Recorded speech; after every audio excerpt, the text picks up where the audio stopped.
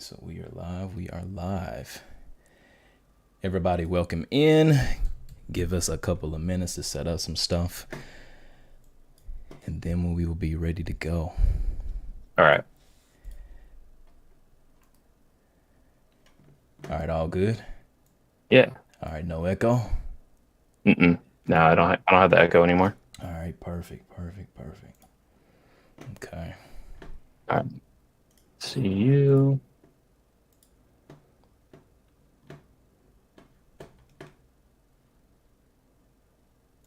Okay. We got Brian in the chat. Good to see you in Hey, here, my what's up, man. Brian? Then I'm going to move the chat over this way a little bit. Yeah, apologies, y'all. For some reason, the software that I used to stream is just not picking up everything properly or how it should be right now. So, gotta do some workarounds to make sure everything is working correctly. But we about to get into it. Okay, so Nick is on the stream. Gonna blow you up a little bit there at the bottom.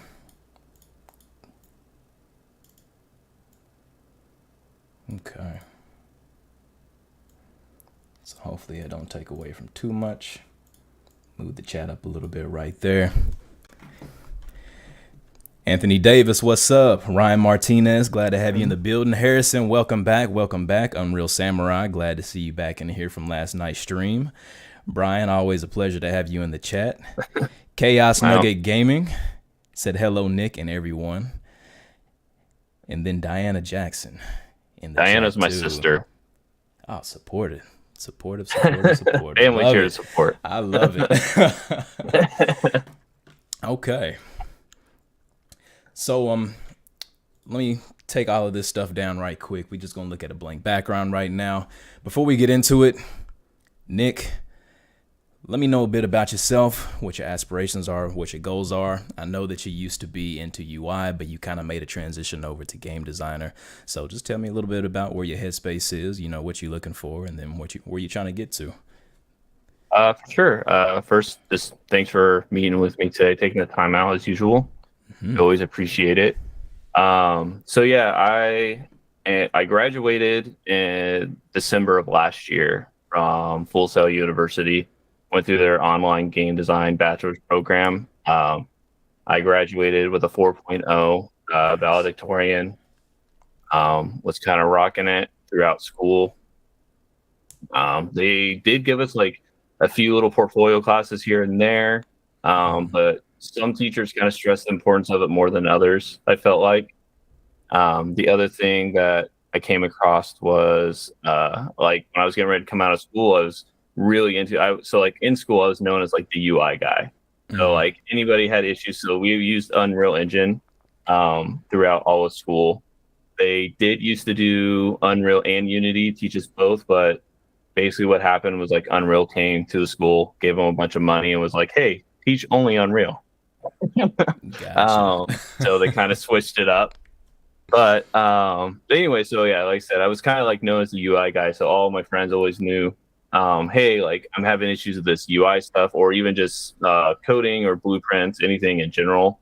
I was kind of like a go-to for everything. I even started my own server on Discord for my classmates, so we could like all it didn't matter what your degree was, all different degrees, we all come together. It's just an alumni server, so people could like work on schoolwork together, or hey, I got questions. Because being online, our teachers weren't always great at getting back to us, right? So because business hours, school is in Florida, I'm on the West Coast, so I'm up at night trying to do stuff, and when I want to ask questions, it's like 9-10 o'clock my time.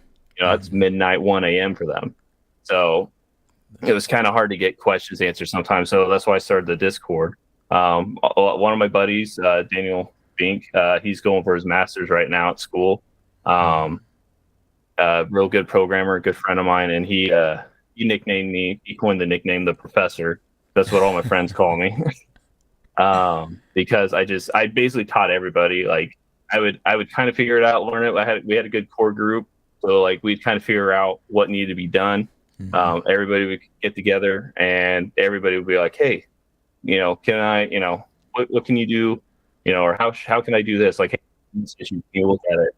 And again, a lot of people want to know how to do, like, I used to get real fancy with my UI on my school projects. I always try to go above and beyond, just because I like, not only like, it wasn't really so I could be like, oh, I'm better. It was more like I wanted to push myself. I like a good challenge. If I'm not being challenged, I'm bored. Right. So that's how I roll. I've always been that way. So yeah. Anyway, so just kind of working my way through. Like I said, coming out, I really kind of like doing like UI UX design, and it's more like I like doing a lot of the functionality, a lot of stuff like making menus, making HUD, player HUDs, and that type of stuff.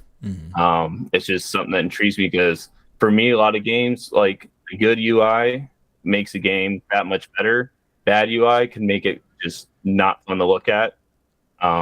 So it doesn't necessarily break a game, but it definitely can just make the enjoyment level not as well.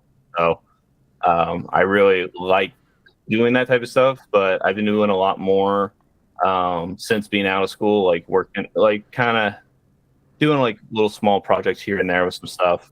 I like doing like project management because, as I was telling you a little before stream started, for Capstone, I led a whole team. There's a total of 9 of us, but it was 7 designers, 1 audio designer, and then 1 artist.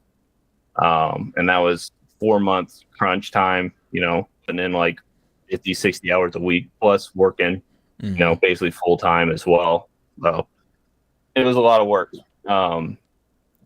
So yeah, that's, I pretty much did that for a bit, and then I really I like doing like the project management side of it. I do like a lot of that. I like documentation. I'm a weirdo, I know.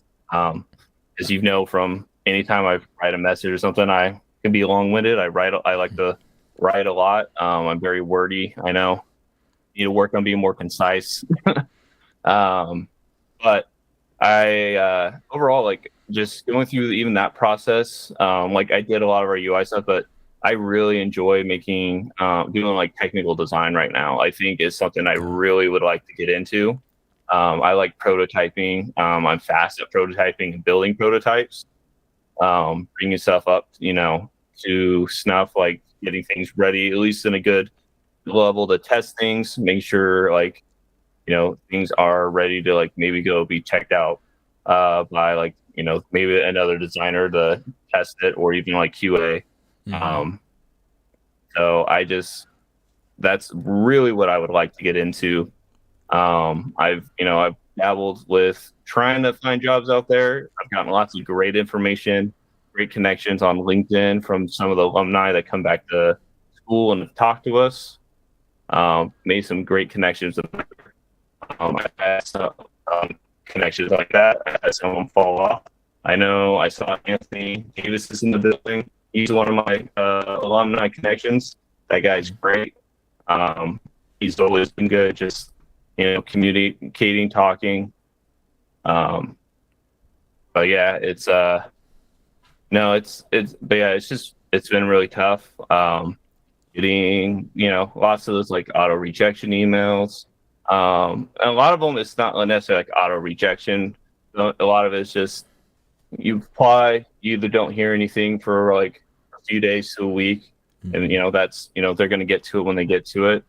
That's out of my control, but a lot of it is usually if I get a rejection, it's the email like, hey, we're going with somebody else. I've talked to like recruiters. Anytime I talk to them, all the feedback I get is not enough experience, which I don't know. In my opinion, I feel like that is. I know I'm new, but just from what I feel like not enough experience is kind of a lazy excuse or a lazy answer, right? Instead of just being like, hey, like we like what we see here. We would like to see more of this, this, and this. Like, give some more constructive feedback would be way better than not enough experience. Going with other candidates, and then I'll look on their website, and that position's still open because they decided to roll with somebody else. And I know, like, because there's been a lot of layoffs in the industry. It's been happening, a lot of big company layoffs.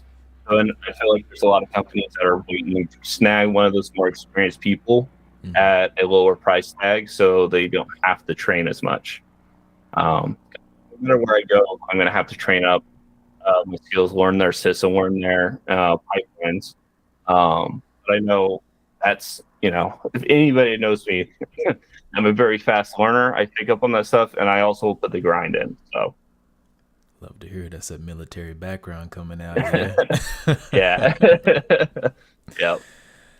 Okay, let's see.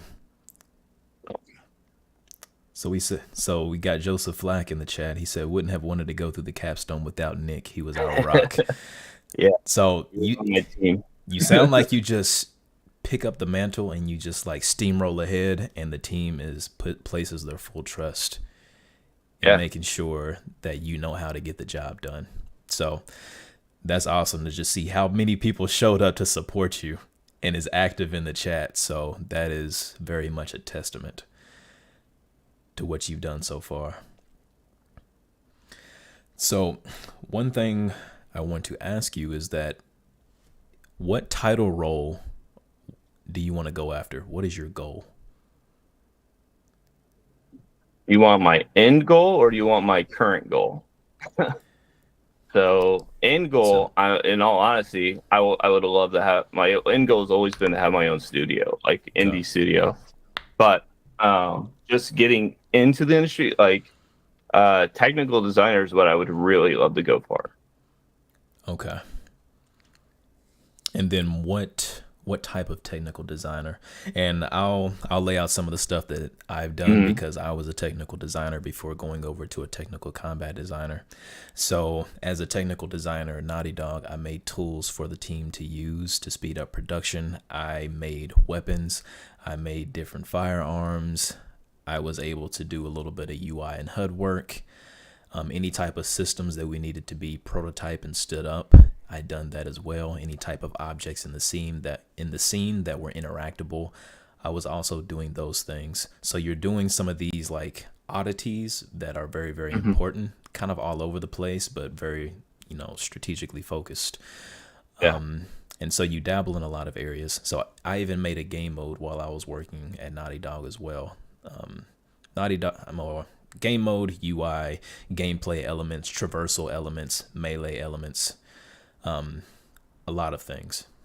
So within that, do you have a certain type of affinity that you want to go towards?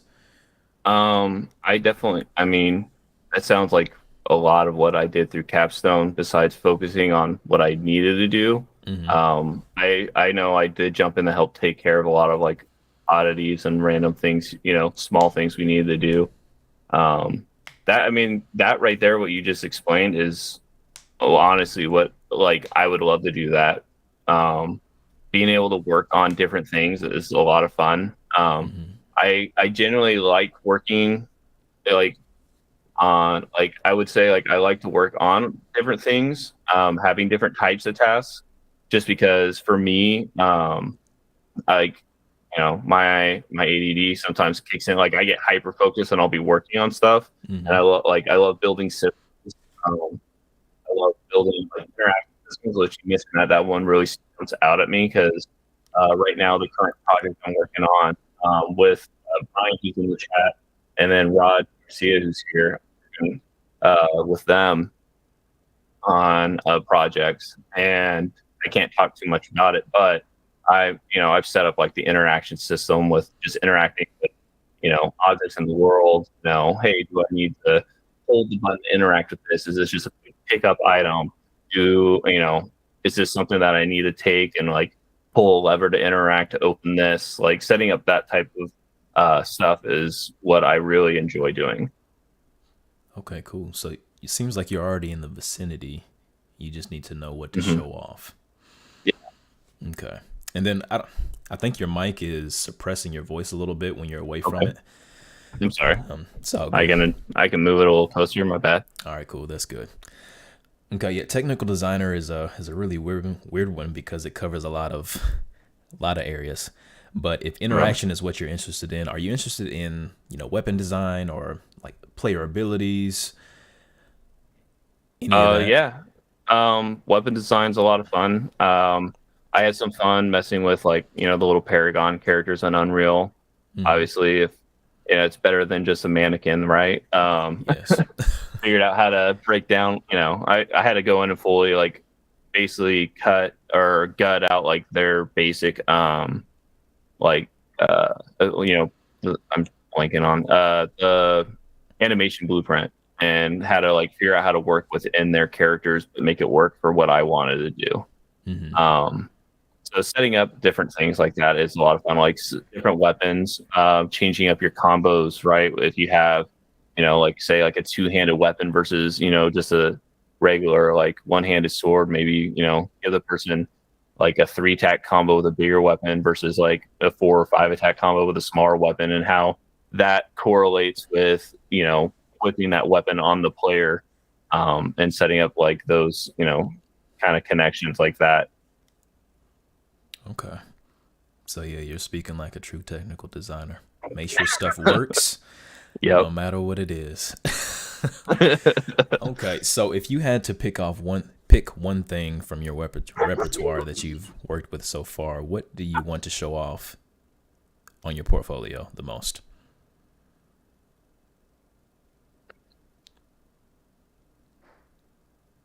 So, I would say I don't know if it's really something worth showing off. I would say my flexibility or my ability to take on like I know everything you're supposed to, they kind of like for what everybody tells me, like everybody says, oh, you need to specialize, but I don't necessarily like being just a specialist, if that makes sense. I Okay. like to be I've always been like a jack of all trades type person, but I know that I would like to showcase my ability um to basically take on any task, right? No matter if it's exactly in my wheelhouse or not. Like if I don't know exactly how to do something, I'm gonna figure it out, and I'm gonna look up documentation. I'm gonna look I'm gonna look stuff up. I am very dedicated at figuring things out myself.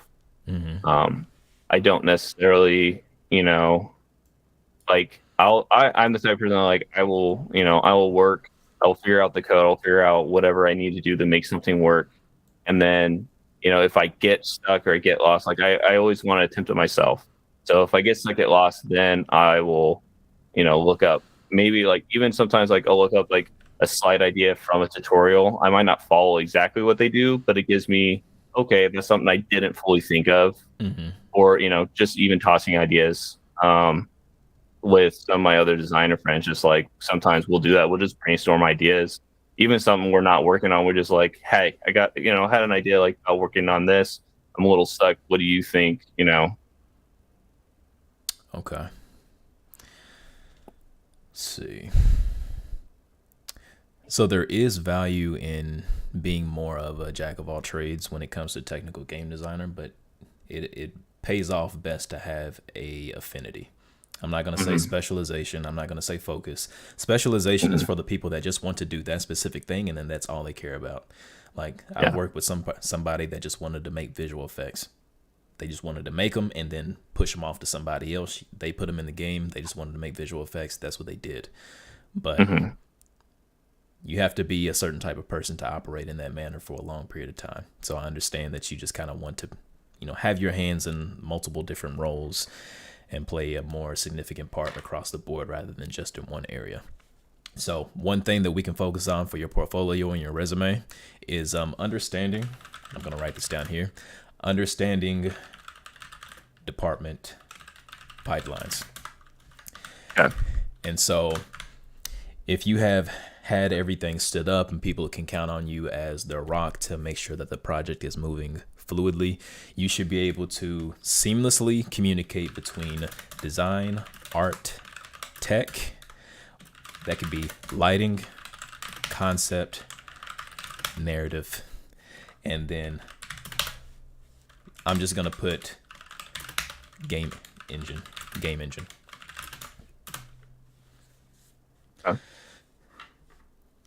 And just for the people in the chat, thank you all for being here to support Nick. I love seeing you all show up and actually being like, yes, this dude is a real deal. That is absolutely amazing. The people that have been in, that are in here right now from the stream from Remnant, thank you all for coming in here. Hopefully this is, some more content that you can dig into. And hopefully if you all like this enough, then, I can start doing normal sessions like this every now and then. But one thing that I like to do with somebody that needs some help is to figure out what they're thinking and what's on their side and where they want to get to. If you're going to LinkedIn and you're asking recruiters and they're not giving you the answers that you need and they're just giving you surface level answers, they're not asking you, what is your situation? Where's your headspace at? What goals do you want? Where do you want to get to? Because at the end of the day, it's about the person that you're helping out, not about you trying to feel good that you gave somebody a surface level answer and then you just walked away. That's not what we do here. I'm trying to make real results for people who are in situations that I used to be in. It's not fun when nobody's giving you any type of information and you're searching for it, you're looking for it, but you're not getting the answers that you need. So that's why I ask all these questions in the beginning, so you all can hear Nick's story. So there's a personality behind the person that's trying to come out here, show himself in front of a lot of people and then get feedback. That's not an easy thing to do.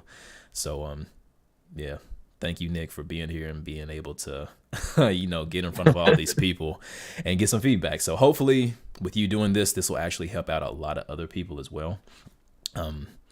But to get back into it, one of the most effective things that a technical designer can do is understand department pipelines.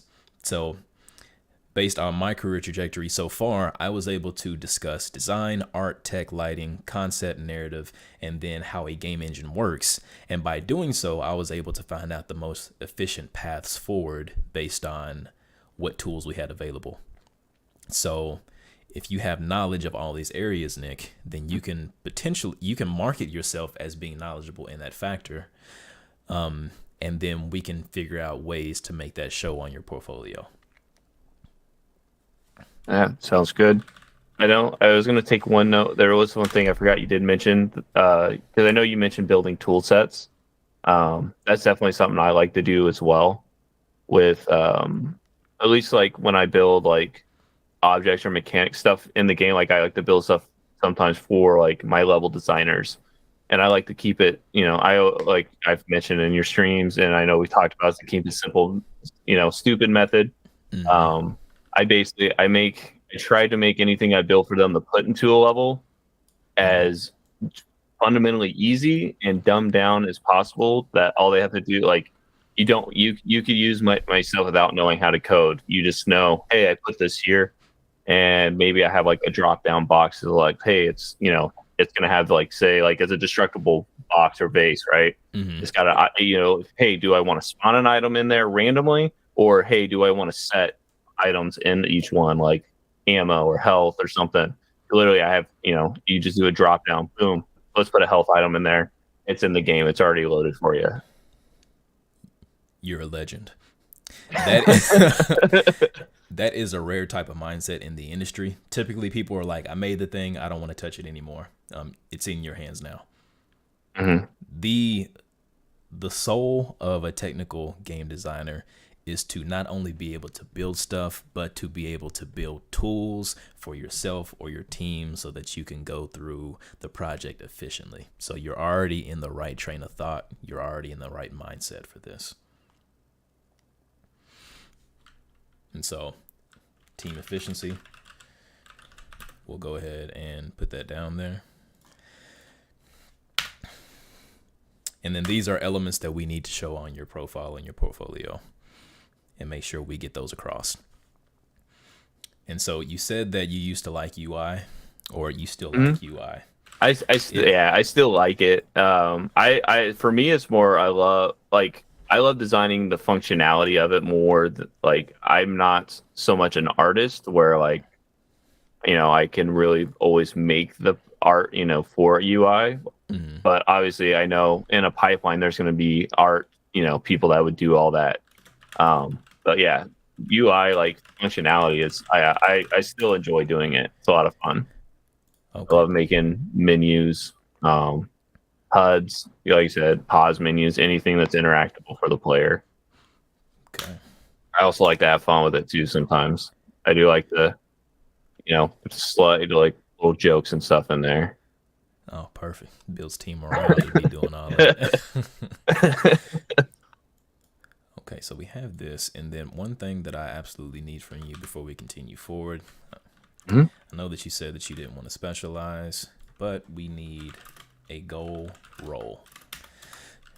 So that is a technical game designer, and then under Mhm. technical game designer, you wanted to focus on interactables. Is that correct? Yeah.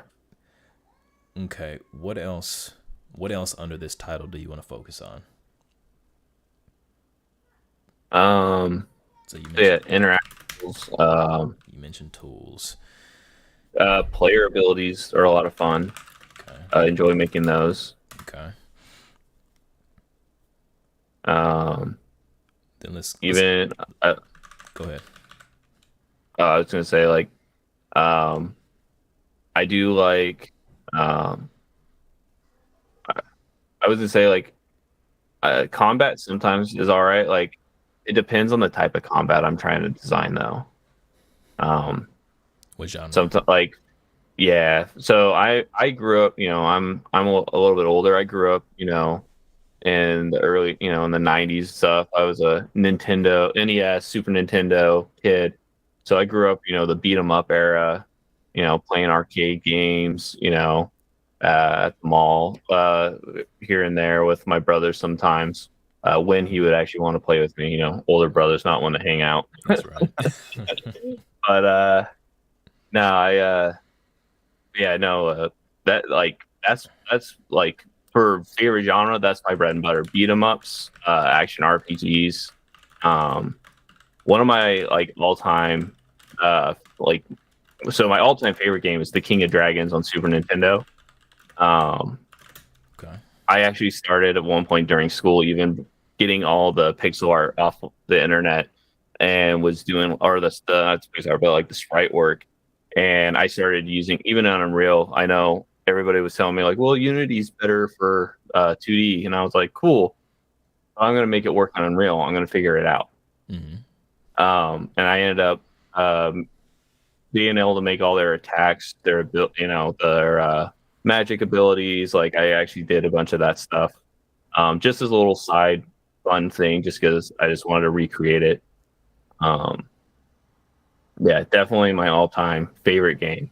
But like one of my, I know it's not new anymore, but one of my favorite games that came out. I'm a big Marvel. I know you can't quite see them, but on my back wall behind me, I do have a bunch of Marvel like posters and placards and stuff on my wall. But Okay. Marvel Ultimate Alliance, like that combat, like that game was so fun, and I enjoyed those type of like action RPGs. That's stuff that I like to play, and that's stuff that I would love to like create and work on. Okay. So we can use those for inspirations about like creating new player abilities or Mhm. developing a new combat system to show off for your portfolio. Okay. All right, cool. So let's focus on the goal role, making sure you're actually showing Mhm. off all these elements within your portfolio. Team efficiency, that is really highly sought after, and you're talking about it. You have stories that you can tell about boosting up your team's efficiency. You could even take a snapshot at the chat right now and then single out the comments of the people that's like, Nick was our rock. So you have the credibility in the people who support you, and you have that. We can see that you have leadership qualities, which is great. Now, third thing, understanding the department pipelines. That's going to be huge as well, because a technical game designer, they're going to be going from department to department, being the communication, being the liaison, and then making stuff happen. Because in game development, a lot of departments don't really communicate as much as they should, but technical designers, they are the glue of the departments to make sure that communication keeps flowing. So that aspect we really need to beef up because that is super critical and part of your personality. You have military background, you're organized, you like documentation, which we can put down documentation down here because you do some damn good documentation. So this is the list that we're going to go with for right now. And then let's go ahead and let's start off with LinkedIn. So let's open up LinkedIn. Let's go to your profile and then see how you're marketing yourself at the current moment. Then drag this over here. Okay.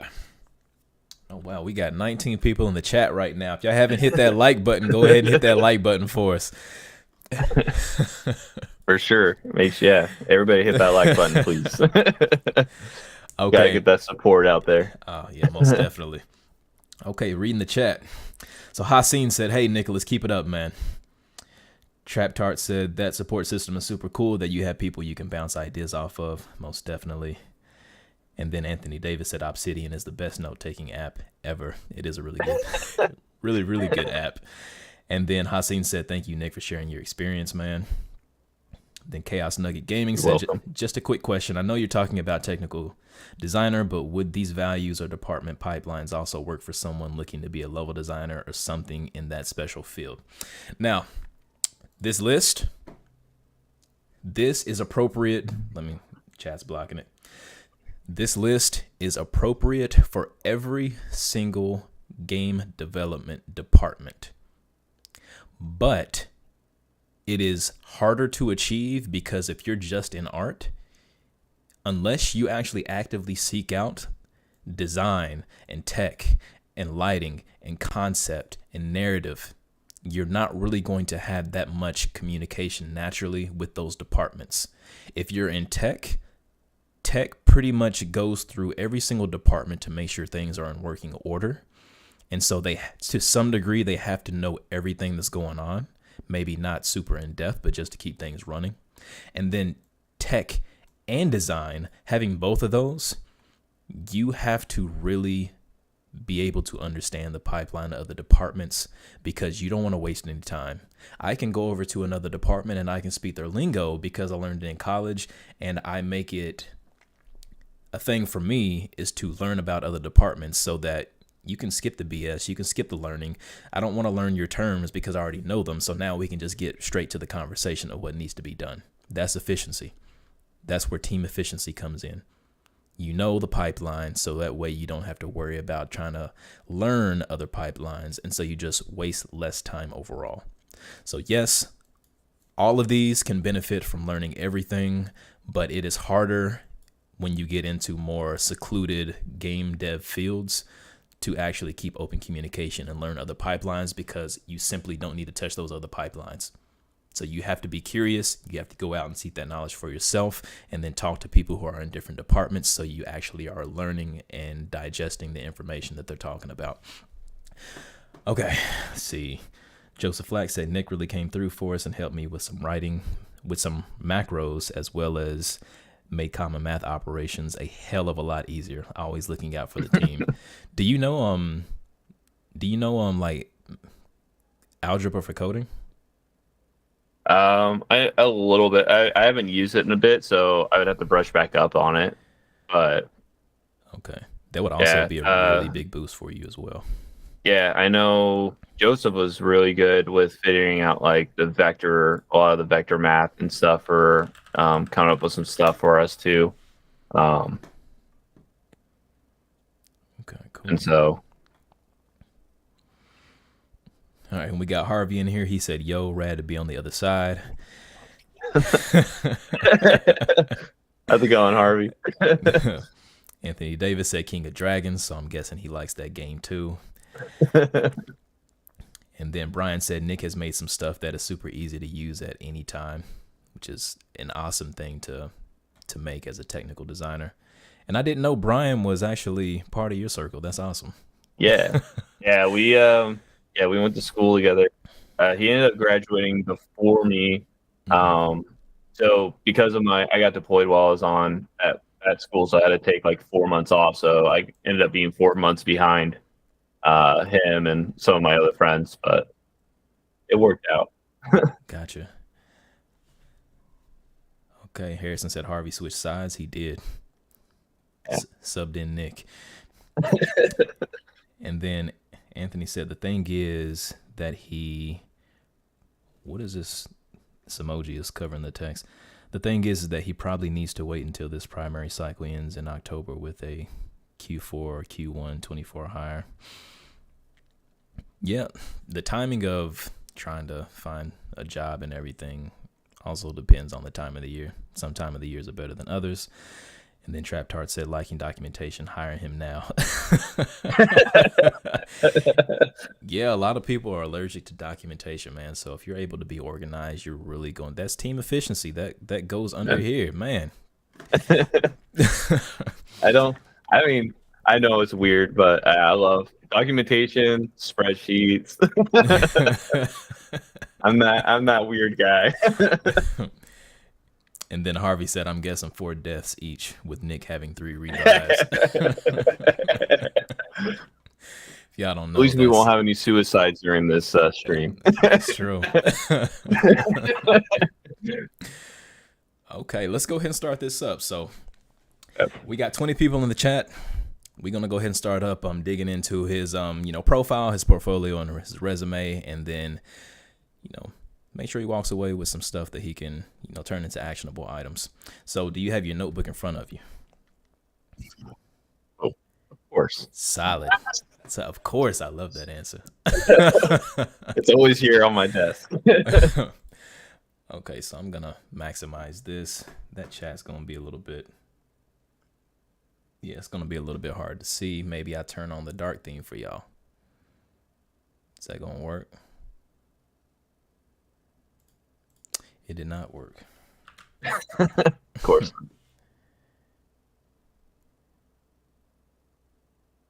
There we go. Okay.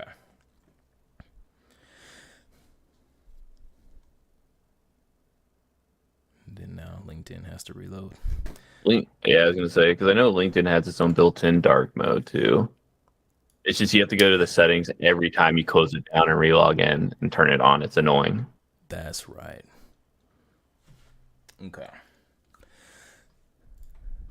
Okay, so let's see. Nicholas the Professor Jackson, Agile Project Manager, Indie Game Designer. So with this title, we need to change this to be something very, very focused. So Technical Game Designer. That title is what companies use for their job roles. So switching it over to that is going to immediately link that connection of, oh, he's a technical game designer. Let me go look at his profile.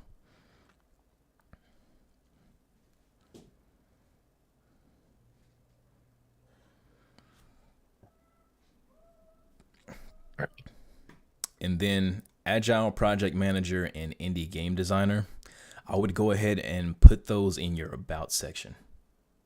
Okay.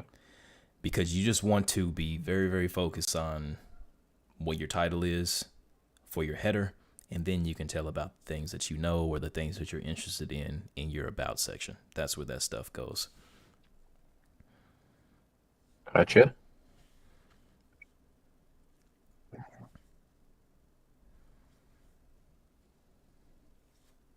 And then for the About section, you're talking about your military background. That is awesome. Recruiters are probably going to love that about you. That means because military, organized, very disciplined type of person. But if you're going to market yourself as a technical game designer, you need to have a spiel about technical game designer, what you love about it, team efficiency, organization. That comes first. And then if you make this About section long enough, it'll just be read more. So they can read more once you get them hooked, and then they can be like, oh, he was in the military. Oh, wow, I'm pretty sure he's disciplined. He's organized. He knows how to carry out tasks and, make sure everything's in working order. So that is military is secondary, and then your primary is trying to fulfill the self-marketing for your technical game designer title. Okay, that makes sense. And then if we click on contact info right here. Okay. Now for the website, I wouldn't make a direct link to itch.io. And the reason Okay. is because that's not directing them to your space. You want, Okay. if a recruiter is going to click on something that you want them to go to outside of LinkedIn, you want it to be your portfolio. And your portfolio on your website is going to be your space where you're going to shine, and you do not want to do anything to cause them to leave that space where you're trying to market yourself. So, Gotcha. That makes sense. so I would remove the itch.io and then make sure you go all in on your portfolio link.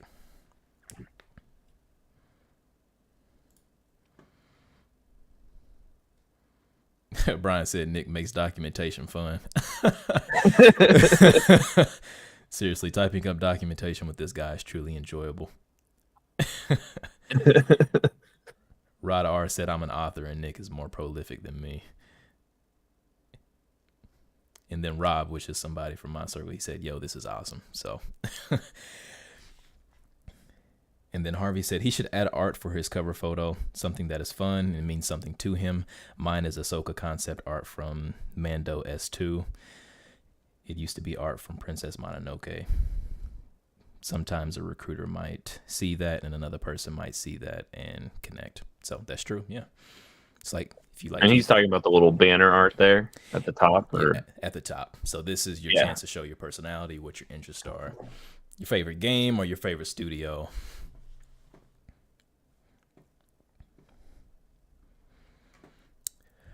Okay, and then featured we have the Steam link right here.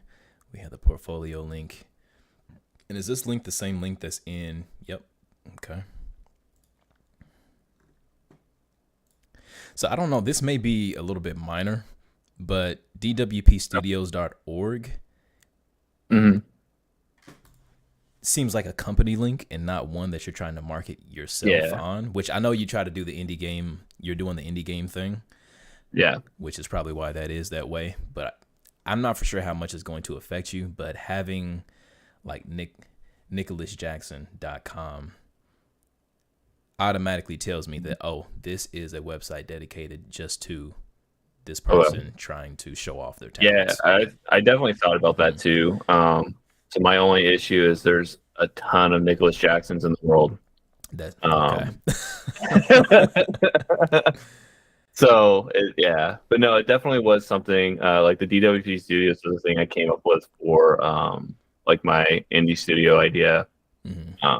That's definitely where that came as. And then I know you can see like the little logo that I made for it. Okay, I see it. But yeah, that was just something I was using. I've been thinking about that too, is changing that. So I'll take that note down as well.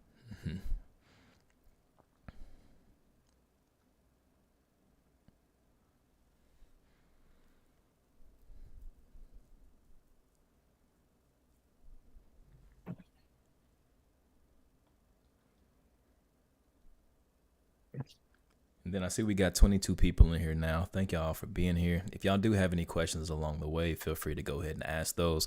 I will be giving my undivided attention to Nick, but when there's a pause in the action, then I will be reading the chat to address y'all's questions. So if y'all have any questions that y'all haven't had answers to in a while, then feel free to drop those in the chat, and then I will get to those when we can. Okay. Another thing, not sure how much this is going to affect things, but if you market yourself as you wanting to build your own studio, then that is going to conflict with recruiters because they're like, okay, well, where's this guy's focus at? Yeah. So you can still do the studio and have that a separate entity from your portfolio, but on LinkedIn, you should be marketing yourself so that you have the best odds of getting recruiters' attention and then getting the phone call and then the interview and then so on and so forth. Okay.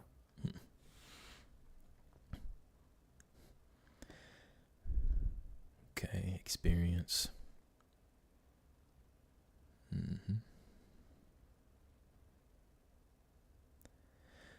Skills, design documents, project planning, agile methodologies, game design documents, project management, agile project management, team leadership. So these are skills for a producer. Okay. Is that an area that you would like to experiment with? Yes. Okay. Which one sounds more appealing to you? Project planning from a producer standpoint or the technical game designer standpoint? I mean, in all honesty, I like both. I like the planning, um, but I truly love being an engine and working in engine and creating stuff and seeing the result of that creation. Okay. So I think the most effective way that you can market yourself is primarily market yourself as a technical game designer with a producer interest. Okay. And then you just show them how much interest you have in project planning and documentation.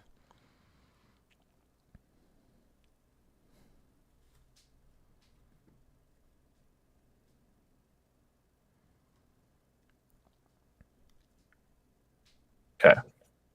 Got it. Okay. Epiphany. Starbucks. No, how? Okay, so critical thinking, written communication, attention to detail, training, troubleshooting, documentation, quality assurance, Microsoft Office. Microsoft Office, this is a key skill for game development. Everybody that's in the chat right now, you need to know Microsoft Office. You need to know how to use Word, Google Docs, Excel, Google Sheets, all of those things. Learn that. You'd be surprised how many people do not know how to use that, and that is the base form of communication and organization that we use in game development.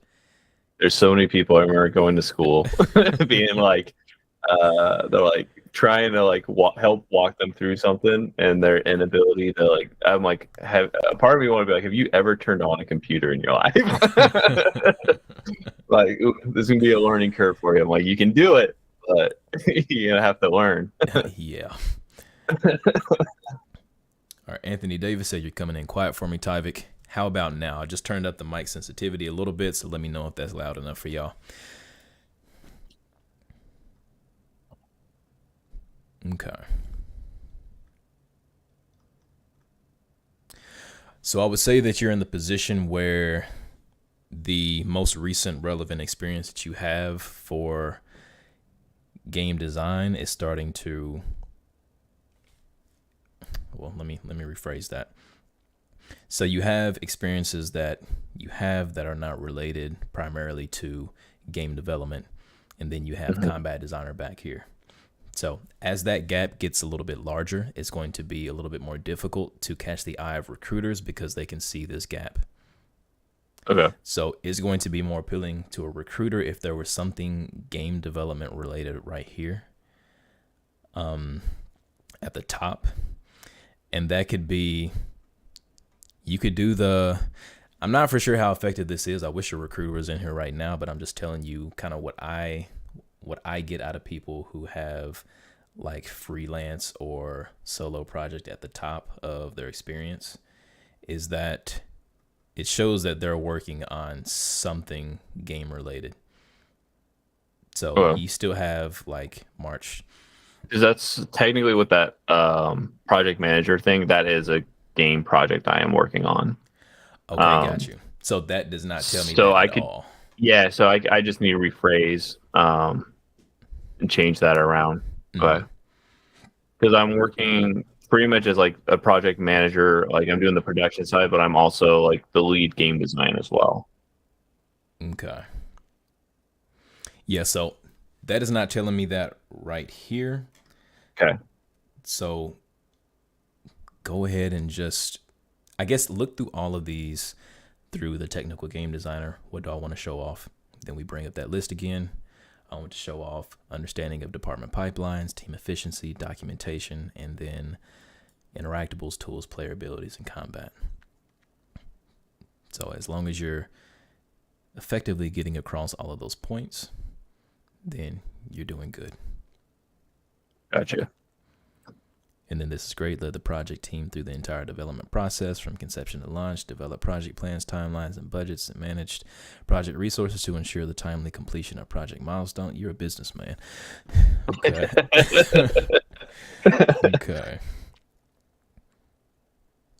Yeah, so all of this is about managing, which project manager, duh. But if you have been doing implementation stuff, then note that down at the top, because just by the sheer amount of like experience and anecdotes that you have about project planning and methodologies, that's going to shine through no problem. But we just have to get your game design abilities and your implementation practices in the forefront so that this looks like a game developer's page instead of a project manager's page. Okay. But overall, you're explaining everything very well. You're telling what you did. It would be nice to see some more results on here if you have, anything. Hey, I increased efficiency on this part of the project by 35%, 127%, 300%. I don't know. And then you don't have to think about the percentage too hard because it's all relative. Nobody's going to be like, what went into that 300%? Nobody's going to do that. If anything, they're going to ask you the scenario about what led to that 300%, not question you on the effectiveness of what you've done to get that result. Okay, that makes sense. Yeah, so more numbers right here. All right. I'm writing that real big. More numbers.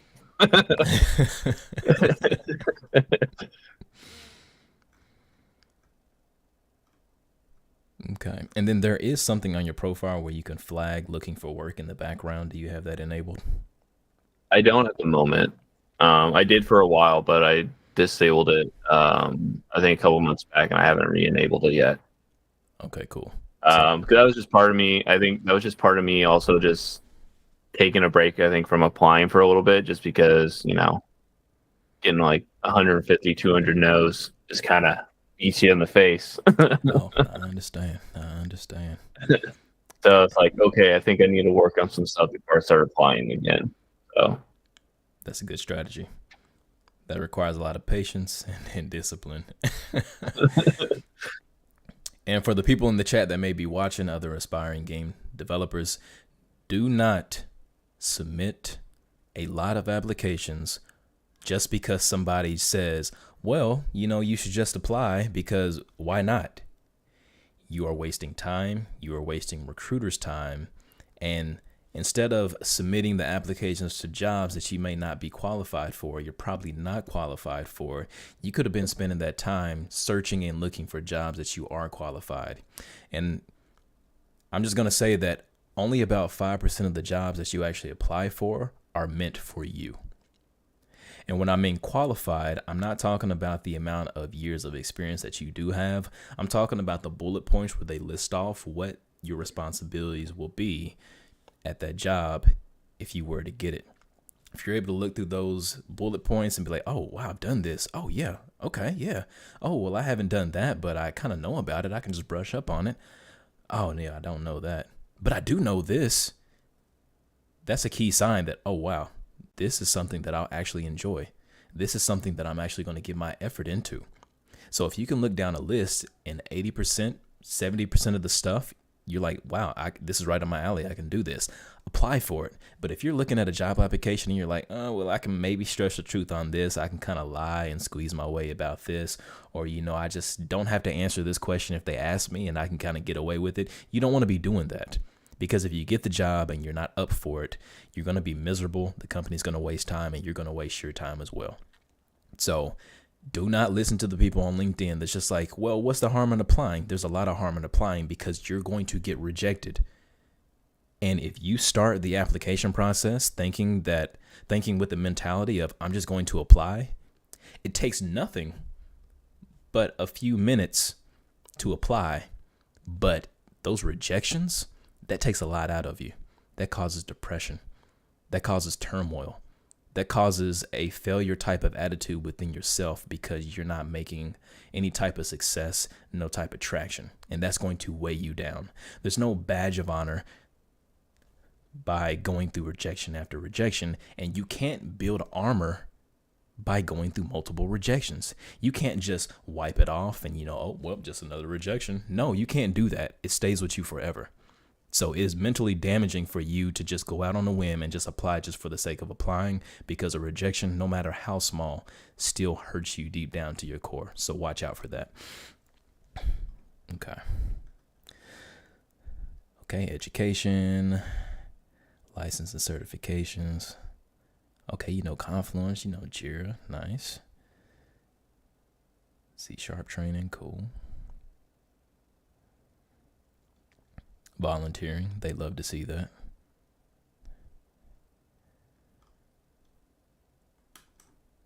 Okay, yeah, so I think for right now, that's pretty much all I'm going to say about your profile right now. It's just touch up your about, change that to technical game designer. Make sure you take out this itch.io link because you want everybody to go to your specific portfolio profile. And then add in, make this unapologetically game development. And then your agile methodologies and your project planning is going to shine for itself because you already have so much experience with that. Okay. So sounds good. Okay, now on to the portfolio. Oof. This one's rough. I already know it's a little rough. And then Trap Tart said maybe changing the title of the position in the Epiphany LLC to whichever role you're going after. Maybe just developer. Yeah, that's true. Yeah, if you change that role to be more in line with what you're looking for, that'll be great as well. And especially if you get in more descriptions or more descriptors in there about the game implementation part. And that's going to be awesome for you. So I do know my portfolio, like I said, I know it is a little outdated, technically speaking, just because a lot of it was back when I was doing a lot more UI stuff. So you're going to see a lot of UI stuff in here. Okay, cool. I'll make a disclaimer about that before I hop over there. Okay, then Unreal Samurai said the multiple automated rejections from studios can definitely decrease your morale. Definitely need to spend time reworking and curating a strong body of work.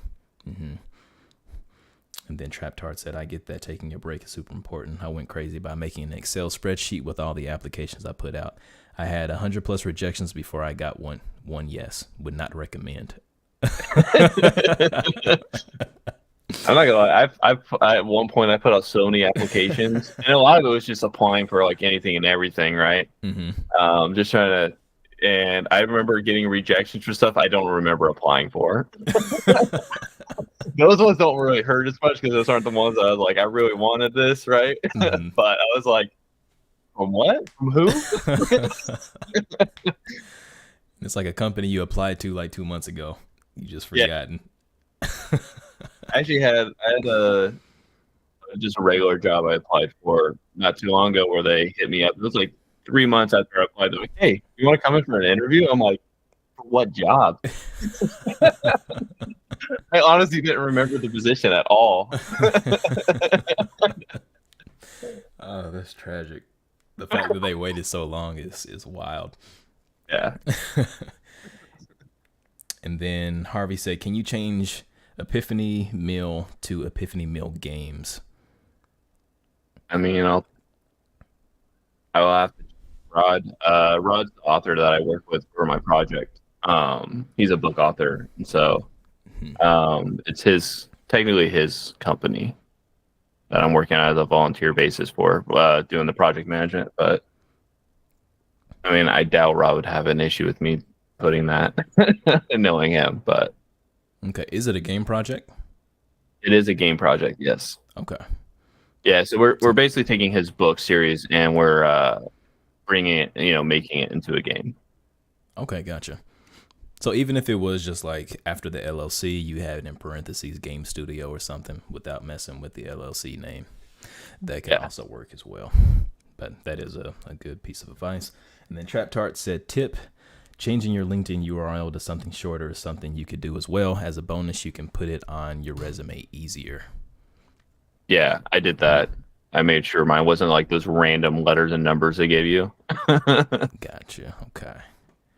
Perfect. And then Chaos Nugget Gaming said, being a new streamer on Twitch, should I place that on my LinkedIn and stress about it on my about and on my portfolio? It depends on what you're trying to get out of it. Are you trying to get into an industry job by using your Twitch account as like an activity or a hobby? And then Dorman said, just join. What roles is Nicholas going for? So he's going for a technical game designer. Is that what we've agreed on? Yeah. Okay. Technical game designer. Okay. Then he said, I also took the spreadsheet approach. Took me 60 applications before I got a yes for level design. Getting that first gig is tough. Yes, it is. Okay, now let's hop over to the portfolio. And then, as a disclaimer, as Nick was saying, this is a portfolio that was made when he was more into UI. So you are going to see a lot of UI elements on this portfolio. But since we're making that transition over to technical game designer, then a lot of things are going to need to be changed.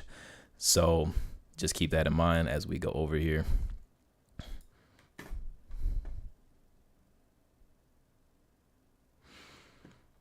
Okay, and then let me turn off my dark theme. And then let me reload to make sure that completely refreshed. Okay. So is there anything that you want to bring to my attention or you want to say as a disclaimer yourself before we get in here? Not that I can think of. I mean, like literally this was just me looking at like my approach to making this was really just looking at examples given to me from school. I actually even looked at your portfolio a little bit, was trying to find some examples of people in the industry, like what kind of to look at. Obviously yours, you had a lot of combat design stuff in yours and a lot of, your technical design stuff. So, I mean, that might be more helpful now versus, when I was trying to do UI and trying to figure it out. Mm-hmm. So, but yeah, it's, like I said, I know it's not great. I'm not a web designer by any means. So it's, I like I said, I know it needs some work, but I hope, like, my main thing with building it was trying to keep it simple and not too convoluted with too many clicks and stuff. Okay, gotcha. All right, well, let's go through it. So let me see. Can I full screen this? There we go. So the first thing that jumps to mind when I get to this page is that there is a lot of things that I can click on. Mm-hmm. So up on the bar, you have home, school, personal, resume, MGE on Steam, my itch.io, Dagnabbit, my YouTube page, my Unreal, blueprints, and then share, and then mail. So 1, 2, 3, 4, 5, 6, 7, 8, 9, 10, 11. You have 11, 12, 13, 14, 15. You have 15 options to click on when you get to your page. So what you want to do with your portfolio is you want to direct the person that's on your portfolio page, and you want to give them the bare minimum that you can. If you do want to talk about your itch.io, or, you have things on Steam, then that needs to be through the project page itself. So MGE has its own separate page. Okay, if you want more information on it, you can go to Steam. Yeah. And then if there's a game that you have on here that you're showing and it's on itch.io, you go to that project. Okay, here, go to itch.io if you want to try out a download and actually try it. Okay, that makes sense. Think about it as you directing the recruiter through your page and you seeing them, or you're wanting them to go through your page in a certain way. So I'm going to use my portfolio as contrast just so we can have some A and B testing. Mm-hmm. So when you get to my page, I have 2 tabs up at the top, my portfolio and my about and contact. That's it. Yeah. So all the options that they could possibly click on are right here. So it's 5. And then if you scroll down, those are my college projects, and they all have their own separate page, which, let me see. Okay. Which all of your projects have your own separate page as well. That is awesome. Now, this video is up here at the top. It doesn't have a description on it. It just has Team Ragamuffin, and I don't really understand what that is. So that's my capstone project. That's going to be the MGE. So that was the gameplay trailer I had to make for school. Okay. Gotcha. So what you want to do is that you want to make sure, or I wouldn't even recommend putting up a big video like this because it's just simply not needed. You want people to get off of your landing page as fast as possible. And so this is my landing page. I want them to actually be interested in clicking somewhere. And so present the projects that you've made, and then they need to click in order to unveil the information behind that. Okay.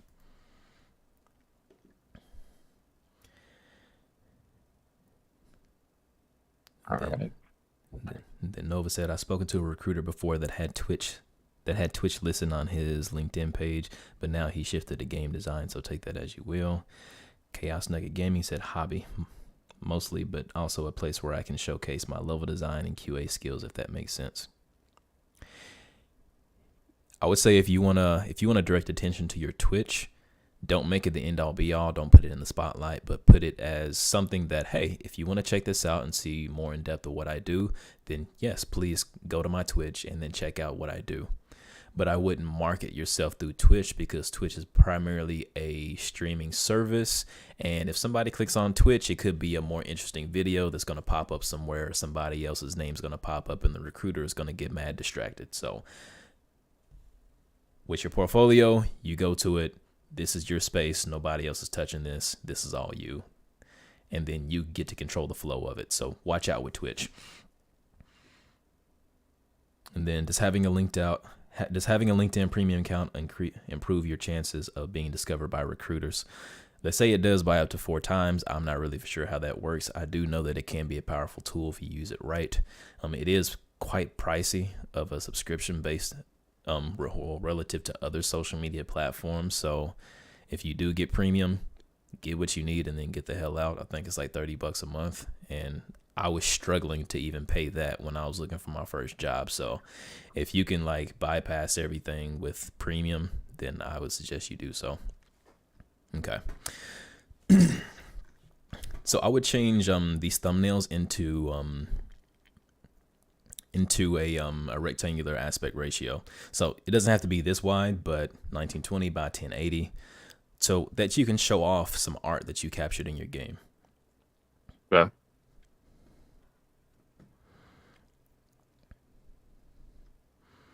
And then I'm sure you can just hover over these and click on them. So the view button is not needed. You can just go ahead and strip that out of there. You hover over it. It already has this cool. I think the view button was a part of it. It was part of like on the website, the way it was set up for setting those up. I didn't actually add those. Oh, okay. So I can look and see what other possible options they have. Okay. And then also for the thumbnails, you have text on text. So you have text on the wallpaper or the thumbnail, and then you have text in the front.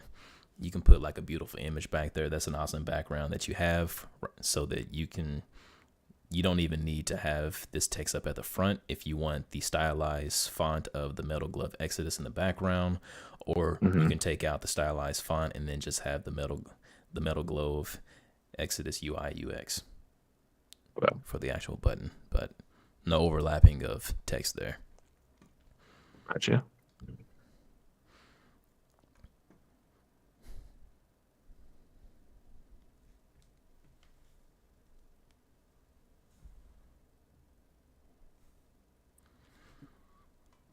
Okay. And then for your adventure thumbnail, you don't necessarily want the play credit quit. If you can curate an image or like a beautiful corner or find a beautiful corner within your game to take a snapshot of, and then just don't have any of this UI in there. Okay, sounds good. And then Nabbit, it's always better to show a snapshot of of what the end game looks like rather than just an image or an abstract image. So if you can find a good snapshot of your game and then place that on the button, then that would be a lot better, because then you get to see a little snippet of what the game looks like and how it's going to function maybe. Okay. I see the King of Dragons remake down here. Yeah.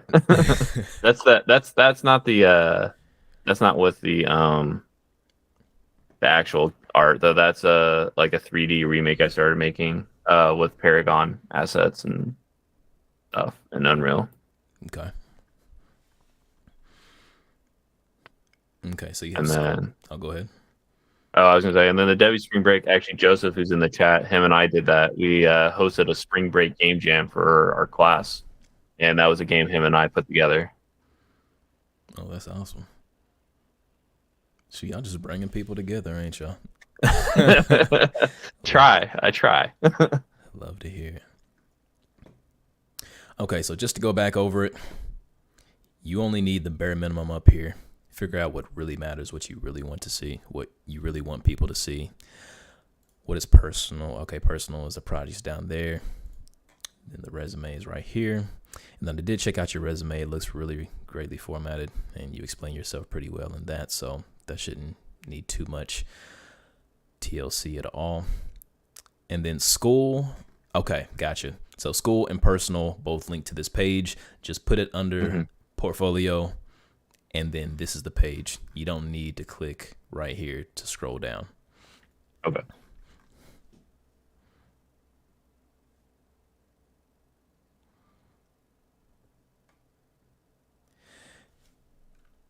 Yeah, 1 second.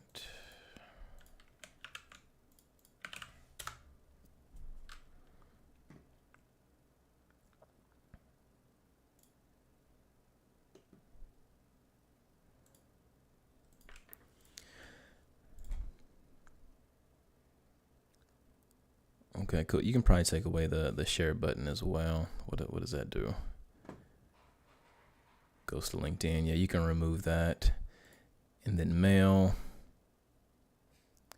I really don't know if they use mail forms or not. I'm not for sure. I think that came with the template I used. I'll take a look at trying to remove that too. Okay. And then for your background, since you are going to be a technical game designer, this is very important. You want to have that design element and organization within your profile. So you have to beautify it to at least a minimal degree.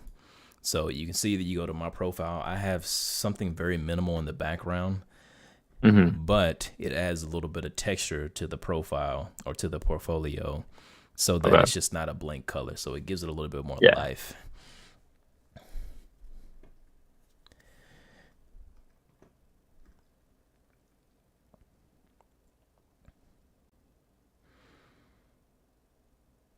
And then Trap Tart said, for me, LinkedIn Premium allowed me to reach out to recruiters and industry professionals with the messages, the in-mail. I went hard during the free trial. Paying after that for me depends on how much you use it. And then Trap Tart said, that's actually how I personally first got into contact with Ty Vick. That's true. Yeah, if you in-mail me, then I'll probably respond back to it, because I know that you're paying money for the message. So those are a high priority, and I get a lot of messages. But for somebody that does send in-mail, they're going directly to the front of the line. See. Then Unreal Samurai said, with any portfolio, you want to get the recruiter straight to the main course. The less clicks that they have, the better your chances are. And then stick to a real project breakdowns and contact. And then Joseph said, does your portfolio get to be more concise as the credits that you accumulate hold more weight? College projects versus published titles. That's kind of a weird scenario, because the longer you're in the industry, the more your resume speaks for itself and the less your portfolio really matters, I think, because recruiters reach out to me and they're like, oh, you worked at Naughty Dog. Oh, you went to work on Warzone. Oh, you're a Sucker Punch. And so it becomes more about where has this person been and where has their trajectory been or where has their trajectory taken them rather than what's on their portfolio. I haven't changed my portfolio in some time, so that's what it's been like for me. So I'm assuming that's how the script actually flips once you gain more experience. Okay. So is there anything in particular that you want me to talk about when I go into these individual project pages? I guess, I mean, I don't know, like my overall, like, I guess, am I in the right ballpark for like overall layout, how I'm trying to give information, I try to show some screenshots from it. Mm-hmm. And then I know I have like some with like little quick videos, that to kind of show things and showing it actually being used in action. So Okay. I guess more of what's necessary, you know, what's not. Mm-hmm. Okay. My descriptions make sense. Okay, cool. Let's get to it. Okay. I pronounced that glove earlier. Metal Glove. Love. Metal Glove Exodus UI UX work released on Steam. And then I do have my dark theme off. Okay. So UI UX overview, the main menu I designed and owned throughout developments. The designs was to be as simple and smooth in its transitions from one screen to another. The pause menu needed to have the same functionality as options on the main menu, so I made sure to keep those simple and smooth in their transitions as well, giving the player a description of what each option contained. Now for this, the Devil 2100, appreciate the subscriber. Or appreciate subscribing. So this doesn't really explain a lot, and it's not giving you a lot of credibility. So Okay. UI and UX, that type of experience, every single UI and UX designer is trying to make sure things are smooth and things are tight and things work responsively. And so it's like, what else other than those things can you market yourself on that other people aren't going to try to market themselves on as well? So what's going to make you stand out in that capacity? Now, everybody, this is UI. This portfolio was made a while ago. So this is not the focus, but this is just general knowledge on if you're explaining yourself, and like, it's like I'm a combat designer and I can explain myself being like, I want to make the best combat that I can and I want to make it, super smooth and intuitive.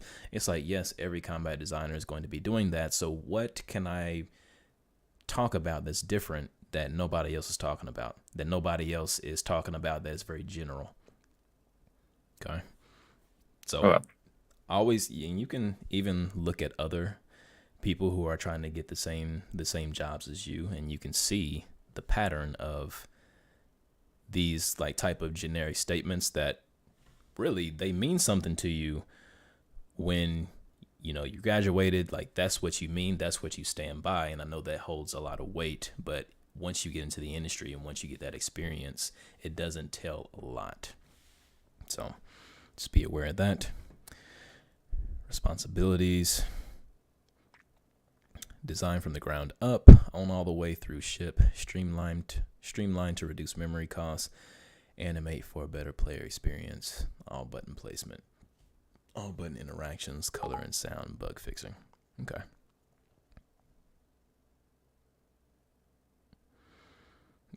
So the first thing about this is use centered text sparingly. So if you can, always put the text, align it to the left. Because it's kind of weird on the eyes that you have to kind of keep on like following this curvature. Yeah, it's something really, really weird. I don't know why it is that way, but it's a lot easier to read. Yeah, everything's aligned. I think it's the format on like for like the site builder I was using. Mm-hmm. It for some reason they made that text like center. It didn't align it to the left for some reason. I don't remember why. Okay, but gotcha. I should be able to try to fix that. What site builder are you using? This one, this was give me 1 second. Like it's site123.com. I don't know, it was a free one I used. Okay. I was looking at using like Wix and WordPress, other ones. I just kind of went around with different ones, and this one was like decently easy to use. Mm-hmm. I mean, it definitely has some shortcomings, some things that I wish I could have done a little better. So, I mean, I might look around for different, different software to use too.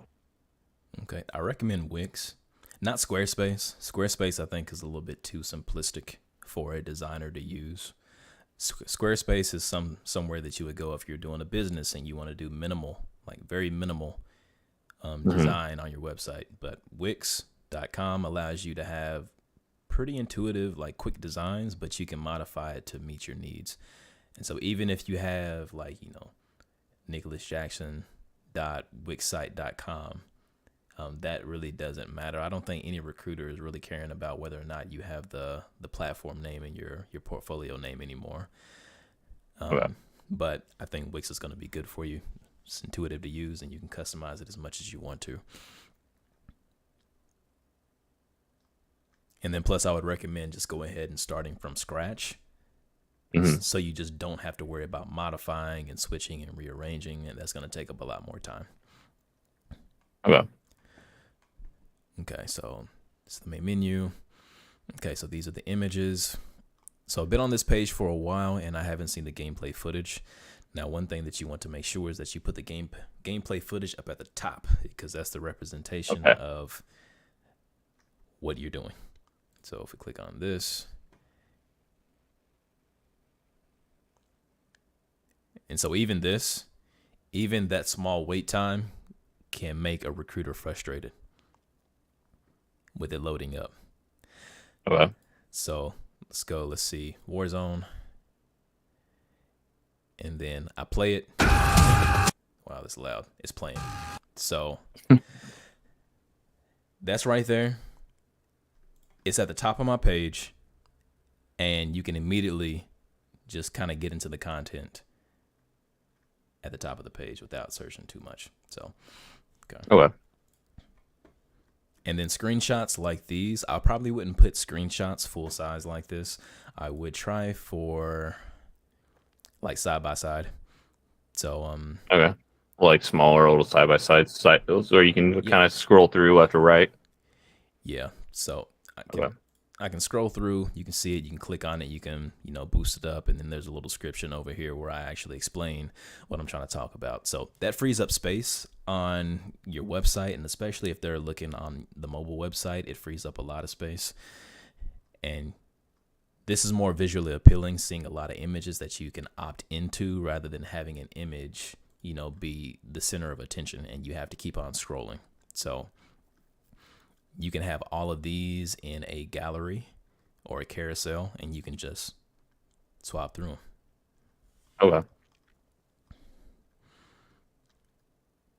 Okay, and you have other videos. That's awesome. And then this is the HUD, screenshots. Okay. And then now this, let me see, is this the first type of gameplay?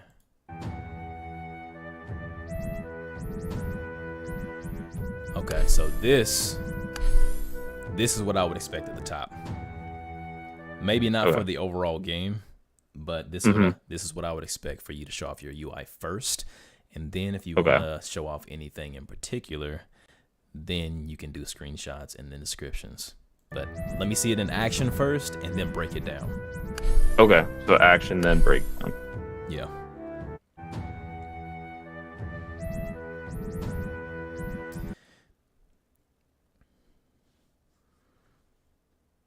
All right. Awesome. And then for this, whether you're working on it or not now, I like to call this like senior project, just got it to work type of polish. And so you really have to look at UI from other games or UI that you enjoy and then you have to design the background of the button. You have to make sure all of those colors of the button or the font are, the same color. You have to make sure it matches the theme of your game, and then you have to make sure you bring some artistic expression into this UI right now. Okay. Because right now, this is the process of dragging out a box in Unity, clicking on a background color that you want to use, putting a font in the box or a button, and then just changing the font color. So it's going to be to your benefit if you make sure that you actually decorate the button and make sure all those buttons are cohesive. Okay.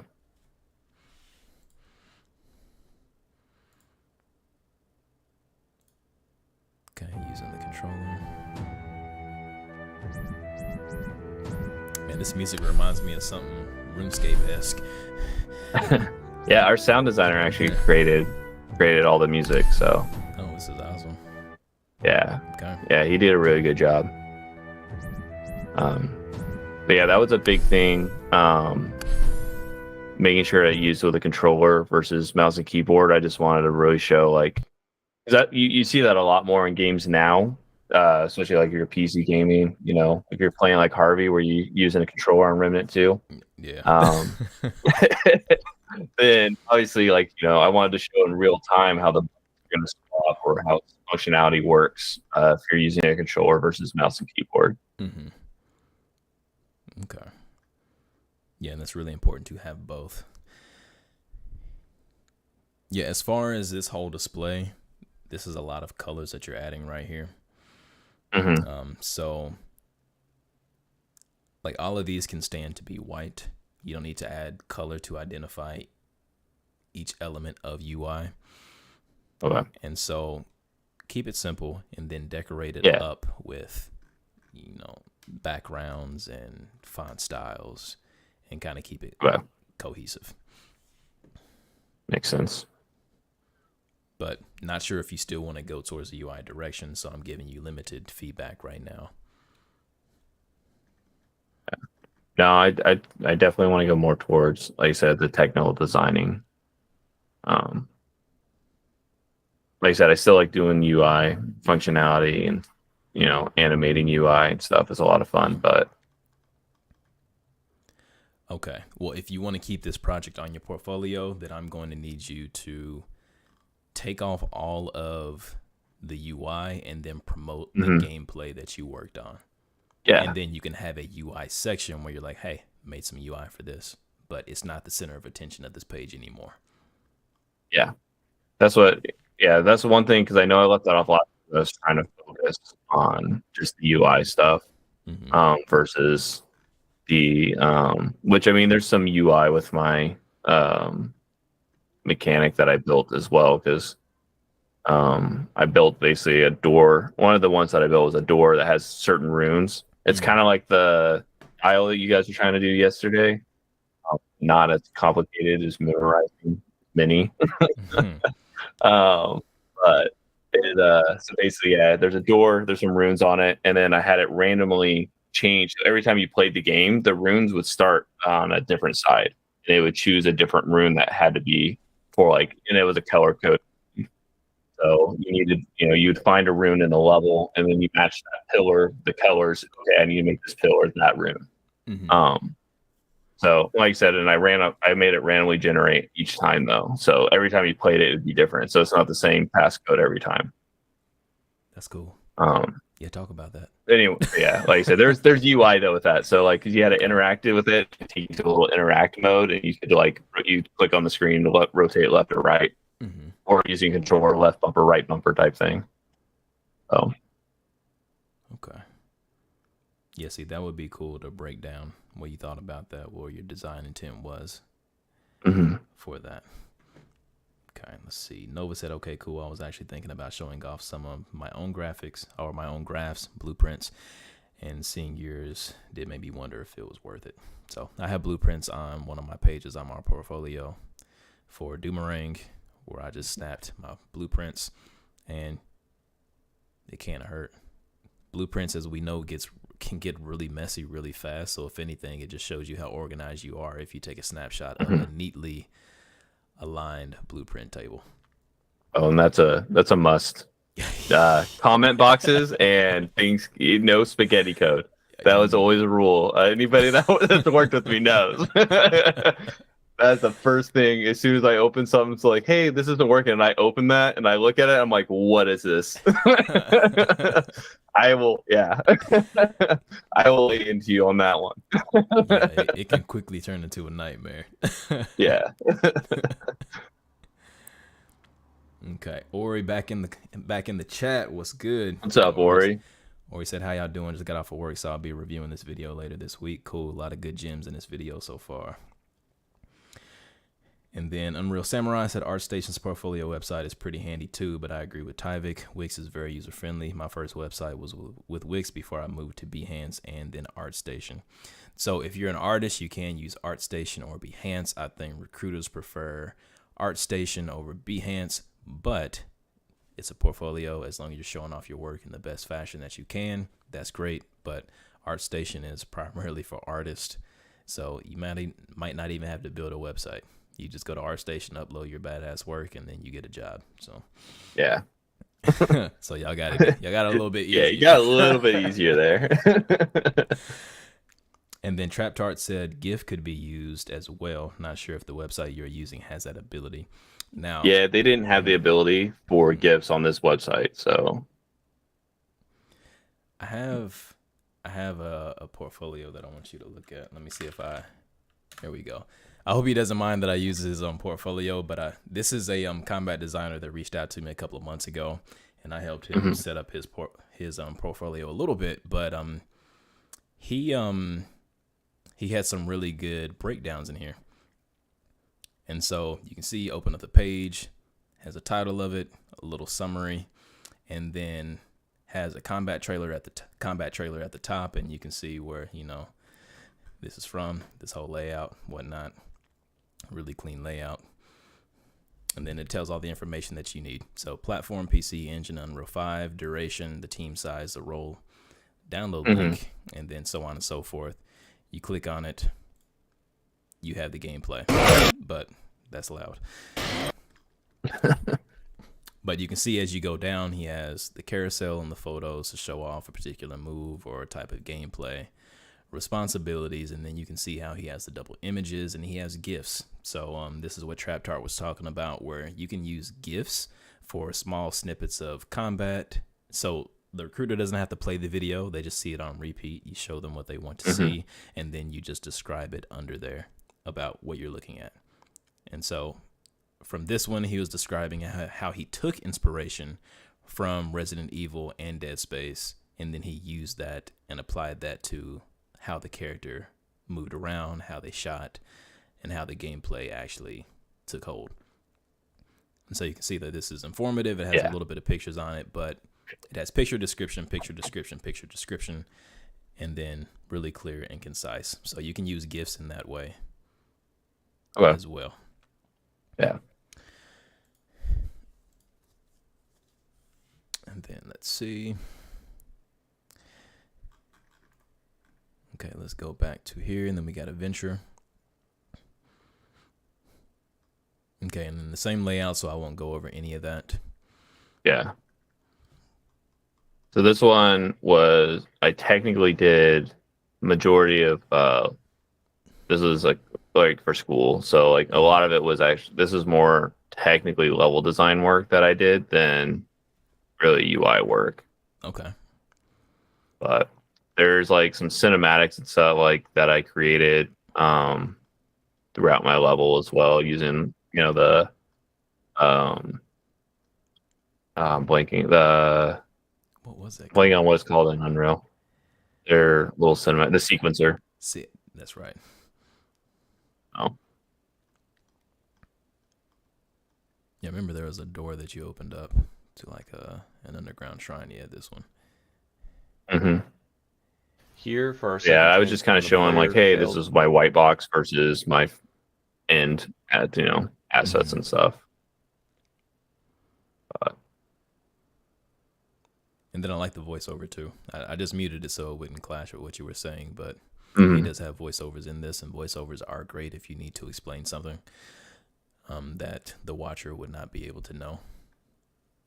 But just make sure that if you are voice-overing something that you have recorded, just make sure you're not explaining something that you didn't make the time to put in the game to explain for itself.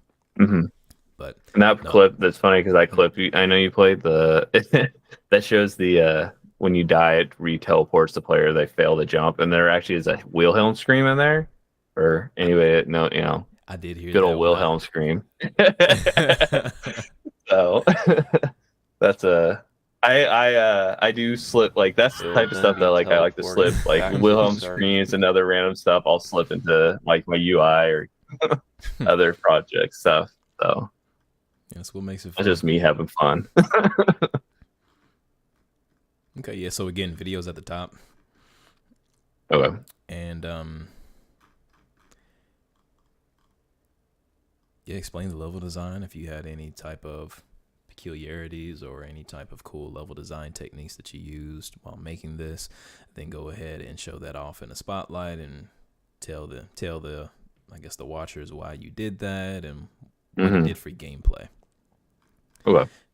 Now I will say, and this is to everybody in the chat, not just for Nick, is that if you have commonplace assets, so you have the mannequin, the default Unreal mannequin from Unreal.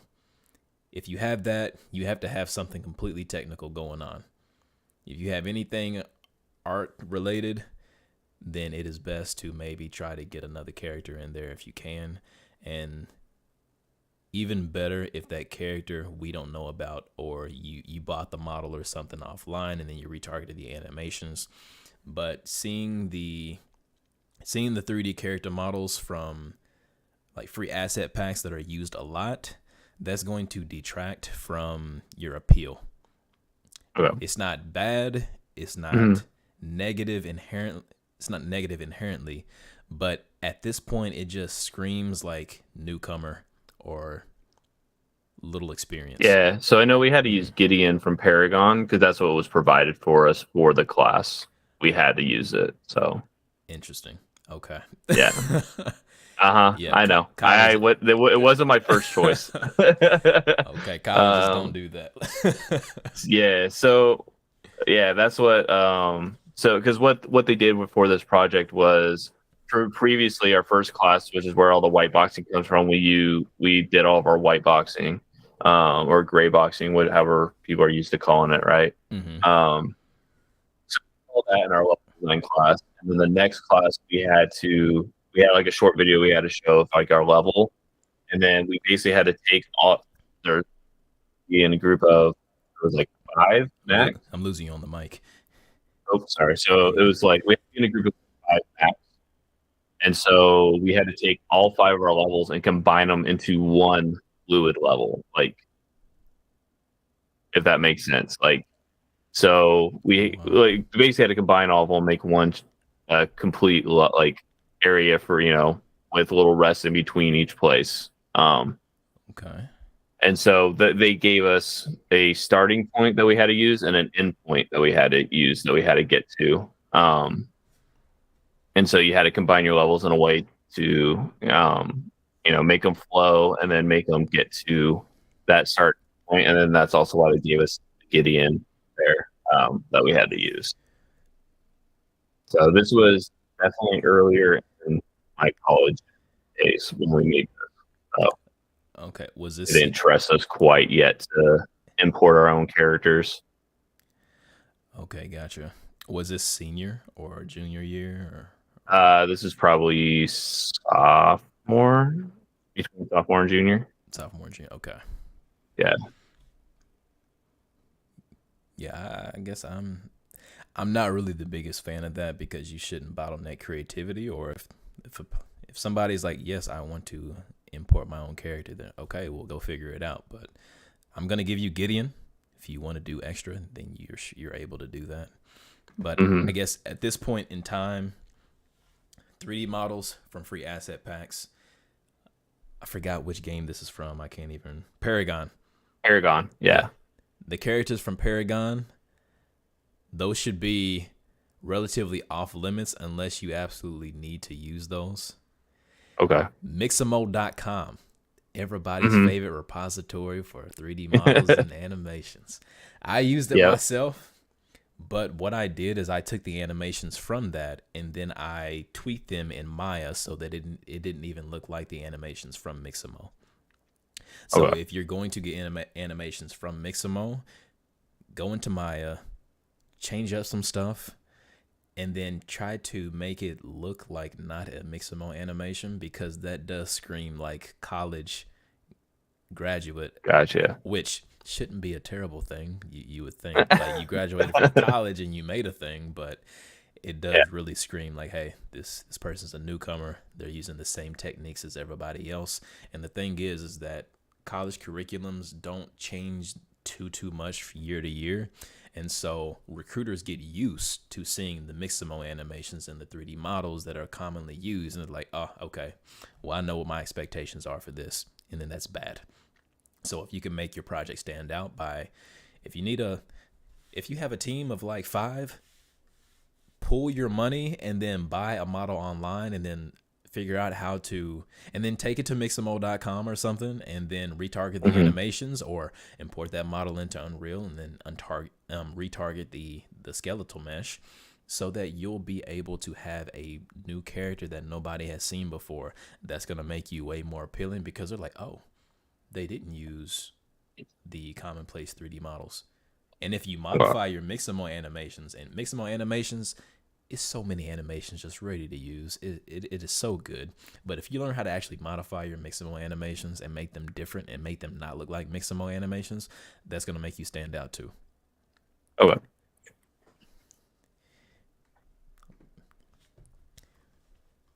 But yeah,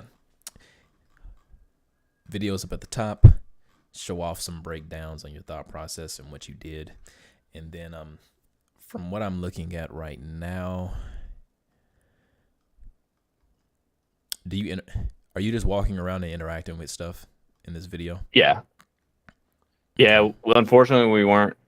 Yeah, like I said, they kind of handcuffed us a little. We weren't allowed to harm the player, and we weren't allowed to add like combat or enemies. It was pretty much, it had to be almost like they used like Tomb Raider as like an example, but without enemies. So like navigating the world.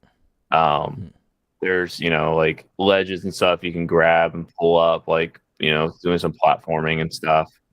Like I said, they kind of hamstringed you a little bit with that project. Okay, gotcha. Okay, well, yeah, soup this project up as much as you can, show off the mechanics and the gameplay elements. But I guess in the current climate as well, I know a lot of people who have I've seen their video of their gameplay on LinkedIn, and they're like, look, I got my character to, climb up a ledge, or, wall run, or do this double jump. At this point, those are the bare minimum. Those are the foundational things. And then did you make those yourself, or did you actually buy them in a pack and then just import them onto your character? So you have to really be cognizant of what you're showing, because a lot of the stuff that you may feel pride for doing and you want to show it off, that's great. But do not stop there. Do not stop at just the wall run. How about you add a melee attack to that wall run?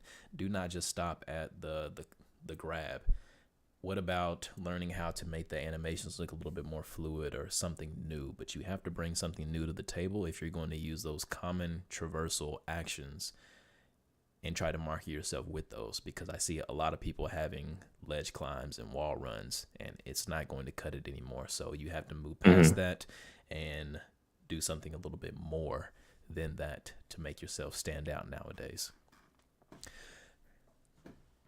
Okay. So yeah, on this page you said released on itch.io. There's no link. Sub at the top. Oh, because it's just on I just have a general link to my actual, where I have other games on there. There's a good few of them are from like game jams and stuff. Like I got a good 5 or 6 games, I think, on there from itch.io from doing game jams, and that was like before going to school for game design. Oh, that was before. Mm-hmm. Yeah, so before I went to school, we have a local indie place out here called Big Squad, so Portland Indie Gaming Squad. Mm-hmm. They hold like a global game jam every year. They have other like summer ones where, not just like a weekend, it's like a 2-week slow jam. They have some other fun events. And so, so some of those ones that I've made, like actually, it's funny though. I have that Killbot Zap Brannigan game I made. Yeah, I actually made that. That was for one of their game jams, but it was just something I started while I was in school. All that it's just it's literally just all made in Visual Studio. It's just a C+ text-based adventure game that I made for just like, I don't know. I love Futurama, and so Zap Brannigan's one of my favorite characters. So it's just a fun little quick game I made. They actually used it as an example in our early like coding classes. Mm-hmm. Because they were like, hey, like this is actually what you can accomplish like with, you can actually make like full games in, C# and like Visual Studio and stuff. It doesn't have to be always just in a game engine. So the teacher actually had me like talk in front of the whole class about it and stuff. Oh, dope. It's always good to get that professor's recognition. Yeah. Okay, so it is like 8:17 right now, so we've been Right. going for about almost 2 hours at this point. So I'm just gonna go ahead and I guess speed up a little bit. I don't want to rush you or anything, but I know people. We're here Slow on your time, man. So Yeah. Okay. So one thing I would say about this page, more simplistic background, or if you do have the DWP Studios in the background, I only need to see it once, not tiles. Yep. Let's see. These projects right here, put these on your portfolio and explain some stuff about them. If I click on this, that looks cool, like text base. That's something awesome that you did, but I'm never going to get to that if I go to your portfolio, because I'm looking at what's on here right now. I'm not looking to go to Itch. I'm not looking to go to Steam. I'm looking to see what's in your portfolio. So that's something cool. Okay. That can go under your personal. And then, of course, make sure you combine school and personal into just portfolio. And you can combine all three of these into just portfolio. You'll see on mine that I just have portfolio. That's it. Yeah. And then that's all she wrote. And then the about, and then click for resume down here. I don't even have resume on my top bar. I did have a landing page, and if you click on the little cherry icon, you can see the landing page. I never did take that out, but really just 2 pages. Yeah, I see that little animated landing page. That's showing the video of the boomerang. Yeah. And then you have your YouTube page. So that can actually go over here as an icon, or go down at the bottom as an icon. Okay. If you're taking somebody to your portfolio page, they're not going to be interested in your YouTube page unless it's like something juicy on there. But if you have a video on your YouTube page that you're trying to direct people towards, it should probably be on your portfolio. Because remember, you want to keep people in your portfolio at all times, and you want to cut out any type of external links as much as you can. Okay. The less clicks, the better. And the less external links that go away from your portfolio, the better.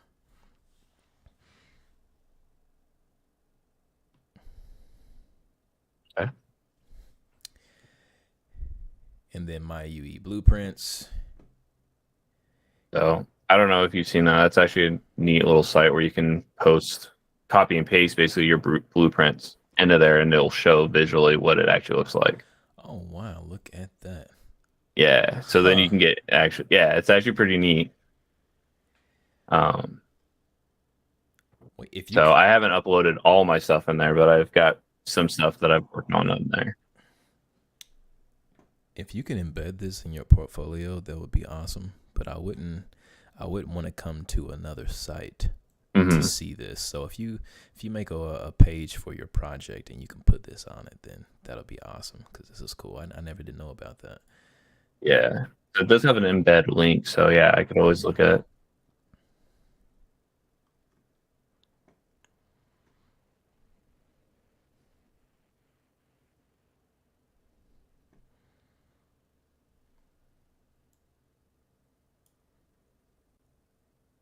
And we still got 21 viewers in the chat. So thank y'all for being here. Thank y'all for watching. And you were sticking around. Yeah. And then thank y'all for contributing questions and tips. That's awesome. I don't need to do it all by myself, and y'all have some pretty good tips that have worked for y'all. So thank y'all for contributing. And then if you're in here, I see 21 people in here, but the video only has 16 likes. Go ahead and do me a favor and then hit that like button so the video can get out there. Spread the word. If this is good content and you like seeing it and you find this valuable, then don't you want other people to see it? Click that like button. Okay, so the thing that I will tell you to scope it down to is portfolio and then about and contact and see where you go from that. Okay. If you need to have more than that, then you can figure that out. But scope it down to those two and you should be good. Okay. And then if you can make a little icon for yourself, a little something, then you can do that. It's not needed. But up to you, personal preference. But let's go over here and go to your resume. Cover letter, love the military outfit. Okay.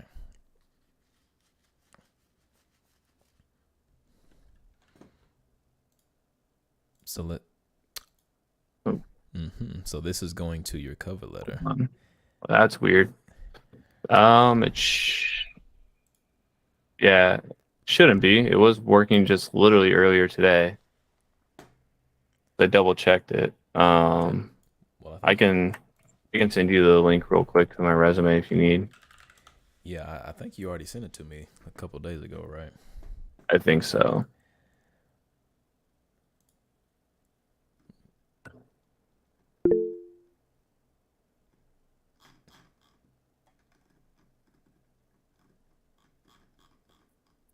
Sent it in the Meet if you do need it quickly. In the Meet, okay.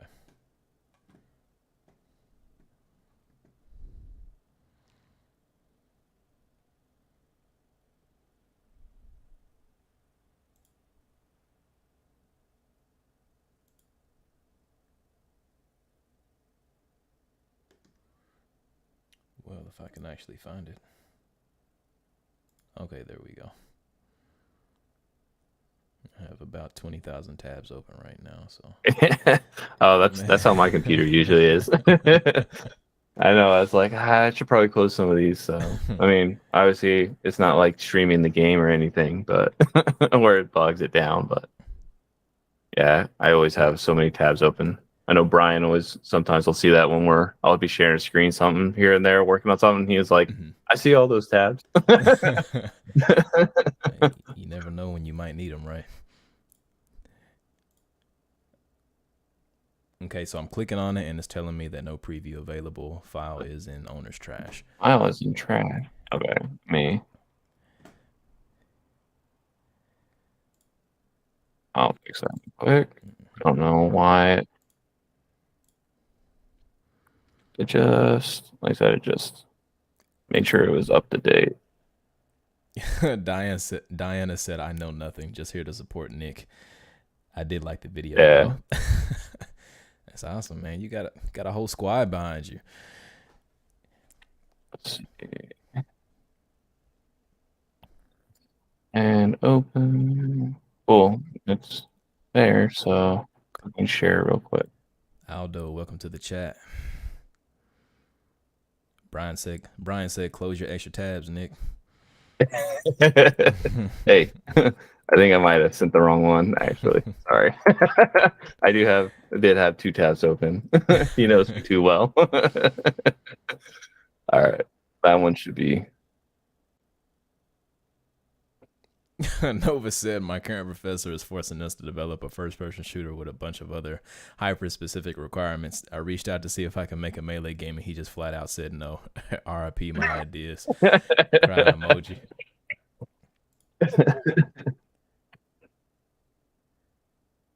You know what? I see Katie. I see Katie's in the chat. She just did pop in here, didn't she? All right, and you sent it to me through me again. Yeah, same spot as last time. Gotcha. Cool. Hopefully that one worked. There we go. See, we can talk about professors forcing y'all to do stuff and denying requests, but that's actually not great for a student, because everybody doesn't like first person shooters. Everybody doesn't like third person shooters. Everybody doesn't like puzzle games. Everybody doesn't like action RPGs. And so you should really allow your students to make what they want to, because that's where you're going to get the most passion, creativity, and the best results. That's going to help them out, and that's also going to help you out, because you're going to be able to learn how to critique. As a professor, you're going to be able to learn how to critique their work, and that's going to make you more knowledgeable over time. But what that seems like to me is that, no, you have to do this and only this, is that I know how to do this thing very well as a professor, and I know how to talk on it. If you do anything else, then I won't be able to help you. So therefore, we're not going to be able to do anything else in this class except this one thing, and that's terrible. Yeah, so, I totally agree. That's what it definitely felt like sometimes. I think it also felt that way because I felt like, well, we have this is our rubric, this is what we're looking for, so this is what we need you to do, and it made it a lot quicker and easier for them to grade, versus giving us proper feedback and letting us actually like explore and challenge ourselves or learn. See that, because one of the biggest things I did learn, especially like just in doing game jams before school, which helped me through school, was scope. And you learn scope, that is a game changer. Staying in scope. So many times I got put on a team or had like other students just like going way over. They're like trying to add like 30 different things. I'm like, hey man, like I like the the gumption, the idea you got, but man, like I like one or two things and see how that goes. Yes, you can think of a lot of ideas before you actually implement stuff. Yeah. Yeah, I could brainstorm all day on ideas.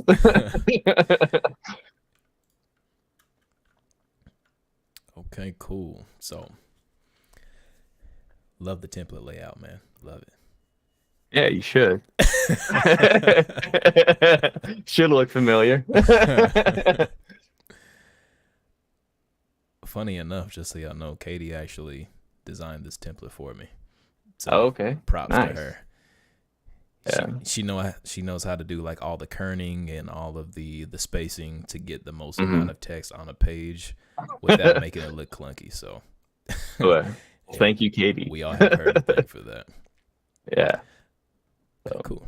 Resume looks She did good. tell me to make sure I got you my info, so she can guarantee I got some boba. Yeah, I've been waiting on it, man. I'm ready to send you your boba right now. So after this meeting, you make sure you send me your information so we can get that to you. Wait, somebody's knocking at the door. 1 second. Okay. I'll be right back.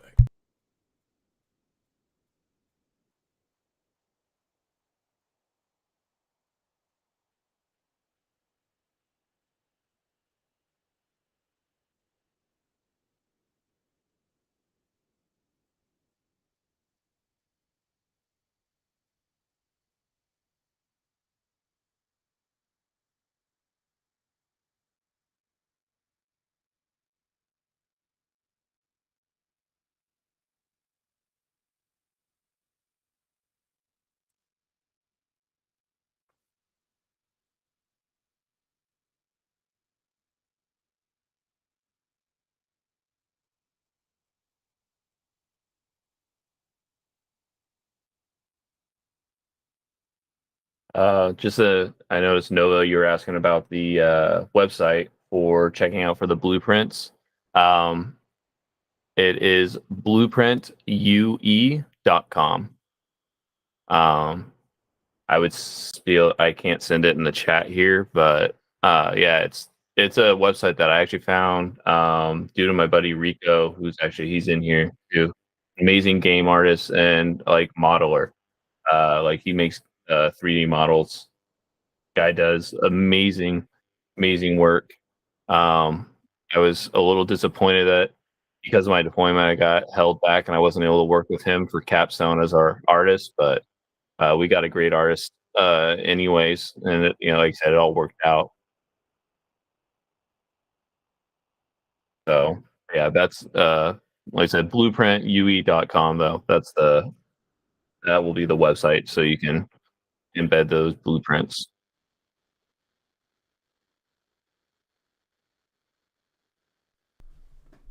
Okay, I am back. What did I miss? I just saw Nova had a question about what the website was for the blueprints. So I kind of just went over how I found that and then where I found what the website was. Okay, gotcha.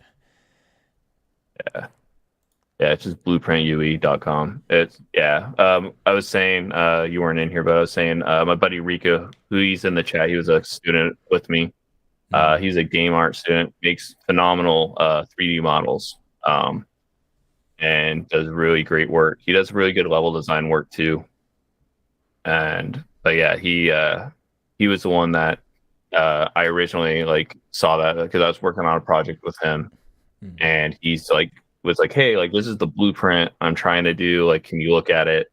Wasn't able to like screen share, so he like threw it on there and sent it to me, and I was like, wait, what is this site? I was like, dude, this is amazing. I was able to quickly look and point out like, hey, like you need to fix this or adjust it, just this. Can you fix it in real time on there as well? Can you like link it up and everything? You can't fix it on there itself, no. But you can take that code and you can copy it into you Unreal Engine yourself. So you have the same project. Like say if you're working on Git or something, you got the same project, but maybe you're working on a different branch. He can send you that code on there. You can copy it, put it into yours, where like he has it, and then you can like see where the errors might be and take a look at it, and then copy it, put it on there, send it back. That's fly. That's really helpful. So yeah, so then they can just copy, they can see the fix and throw it in there. So it's really neat. Okay. Is that Ricky Stanton? No, sorry, it's my buddy. My buddy Rico, Robot Boy, is the one that showed me that. So I'm gonna need to save that web page so I can start telling people about that. It's awesome. Yeah. Okay, let's get into it. Let's see. Okay, so Nicholas Jackson, game designer. I'd go ahead and add that technical. Okay. I don't think we all realize just how, I think somebody said in the chat that knowing code is just good in any capacity. If you're able to put technical in your title with anything, you have a certain level of power that other people don't have. So like an artist, if you're a technical artist, then you know how to make the art, you know how to put the art in, and you know how to make it shine. While other people who are just doing purely art, they don't do the functionality part of it. They just make the art. But if you can do the art, you put it in the engine, and you just get it in, you're almost unstoppable. So knowing some degree of technical or coding or anything of the sort, you're going to be way more effective at your job, because coding touches everything. And if you don't want to wait on people to put your stuff in the game, then why not learn how to do it yourself so you can cut out the middleman and just be efficient? Being able to do stuff by yourself without the need for other people, unless absolutely needed, is a skill that is highly sought after. In the grand scheme of things, we call those prototypers. A technical game designer is most likely a prototyper because they don't need a lot of help to get something up and running at base level, so that you can at least have an idea how that thing is going to function. Everybody should know code. Everybody should know technical. I'm not saying you need to know C++, but everybody should have had at least know a little bit of beginner to intermediate C# using Unity or Blueprints using Unreal Engine. Mhm. But it can only make you stand out from your competition when you're applying for these jobs. Okay. DWPstudios.org. I'm not for sure you need the HTTPS. You can probably get rid of that and just keep the www.dwpstudios.org. Why is that so hard to say?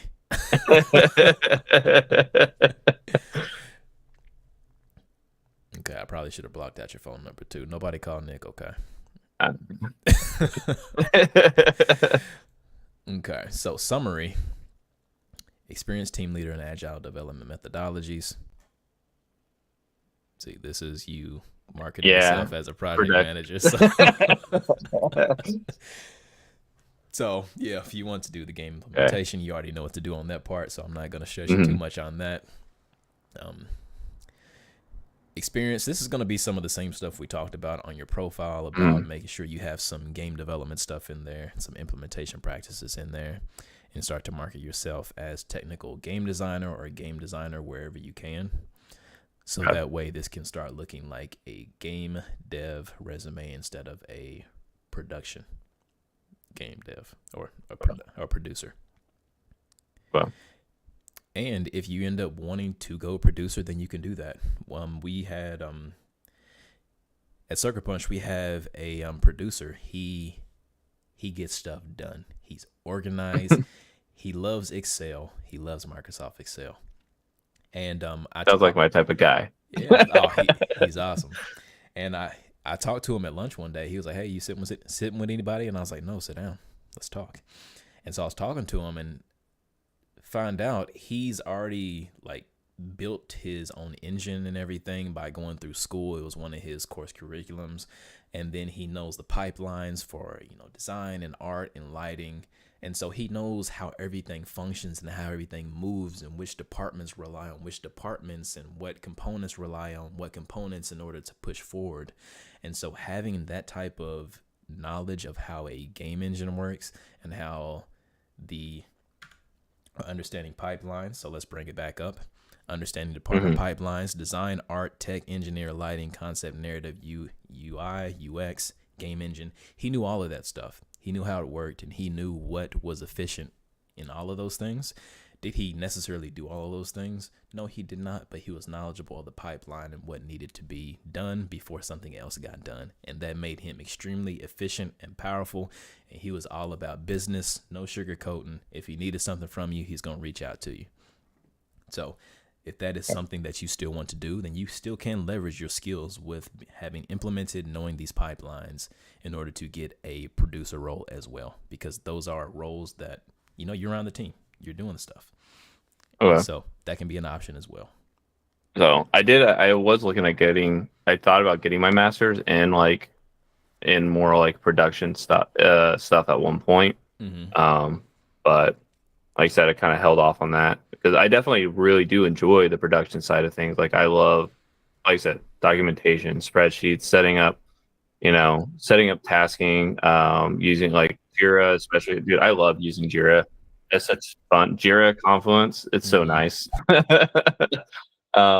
up all that stuff for sure. Yeah, that's like I do like it. But I do really love being in engine. Like nothing, I don't know. There's nothing better than working in engine for me. Gotcha. I have never heard anybody say, "Wow, I love Jira. Like it is so good." Nobody's ever said that. You are truly one of a kind. Oh yeah, setting up the workflows for your Kanban boards.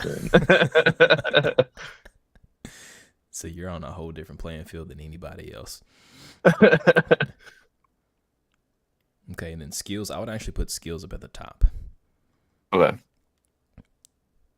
Because you're telling me what you're doing, but I don't know what skill level you're doing these things at. So if look at your skills first, I'm like, oh, C#, Blueprints, C++, dope, Unreal Engine, GIMP, old school. Man, is that still around?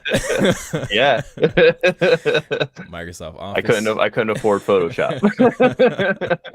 Nothing wrong with it. Okay, Trello, Jira, Confluence. Yeah, so all of these things are useful. These are buzzwords that recruiters look for. So if you can get their attention within the first couple of seconds of looking at this, you're good. Okay. As far as, lower that mic a little bit. Let's go through these. Unreal Engine. Okay. GIMP. Do you have experience with Photoshop? Oh, very little. I haven't messed with like that actual program itself. I can do some basic stuff. Okay. If you I need to work on that skill set for sure. Okay. Yeah. Get Photoshop if you can. I know the subscription fees for all of these software programs add up. I know they add up. God. But Photoshop experience is industry standard, so that's going to look more appealing. And as a designer, you need to be able to know how to use Photoshop. Okay. Because you can make designs, you can make sketches, you can make visualizations that are really helpful in getting your idea across. So that can only help you. Microsoft Office, love it. That's so good. So good. I don't think y'all understand the importance of knowing Microsoft Office. A lot of people don't know it. You need to know it. Excel, Word, PowerPoint, you need to know Outlook, those things. everything. Yes. Then GitHub, Perforce, okay. Trello, Jira. I probably put Trello at the end. Okay. It's not really commonplace for the game industry, so Jira, and then Confluence design skills. What does that mean? Confluence design skills. So it's supposed to be design skills is supposed to be on its own line. I just noticed it popped up. I'll fix that. That's supposed to be under that programming languages and then software, and then I was putting design skills on its own little group of skills. Okay. All right, so let's do design skills. UI, UX design, level design, game design, system design, scripting, documentation, agile methodologies, and problem solving. So since you're relatively fresh, I would probably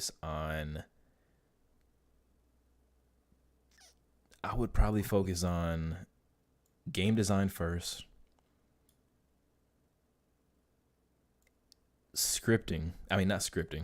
game design and systems design. Those two go really hand in hand with one another. And then I would market your agile methodologies or your organization. So those three. Oh. So documentation that needs, maybe keep documentation in there. But I'm not for sure what documentation means, if I'm really being honest. Like, if you don't know, like, I know about you and I know that you're about documentation, and the people in the chat know that you're about documentation. And so I don't know. I don't think that's going to translate well for the recruiter when they look at it. So probably remove that. Okay. So I would keep in game design, system design, agile methodologies, and then do you want to market yourself as UI UX?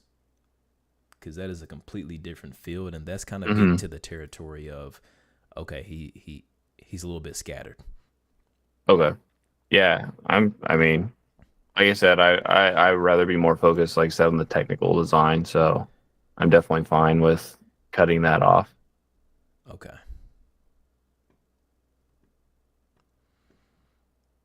Oh yeah, somebody, let me see. Trap Tart in the chat said, have you used Unity as well? I see C#, which is why I asked. I have used Unity in the past. I'm not as it's been probably a couple of years since I've touched it. I know I should familiarize myself with it as well. But yeah, I haven't touched Unity in a while. I think the last time I touched it was we used it for like one assignment in school. And that was probably the last time I used it. Okay. Well, if you're going to put C#, you're still knowledgeable about it, whether or not you need to brush up on those skills or not. In this case, C#. I would go ahead and put Unity under there as well, because you know how it works, Okay. you know how it functions. Mm-hmm. And I haven't used Unreal. I haven't used Unreal Blueprints pretty much since college, but it's still on my resume because it's only going to take me about a month or so to get back up to speed.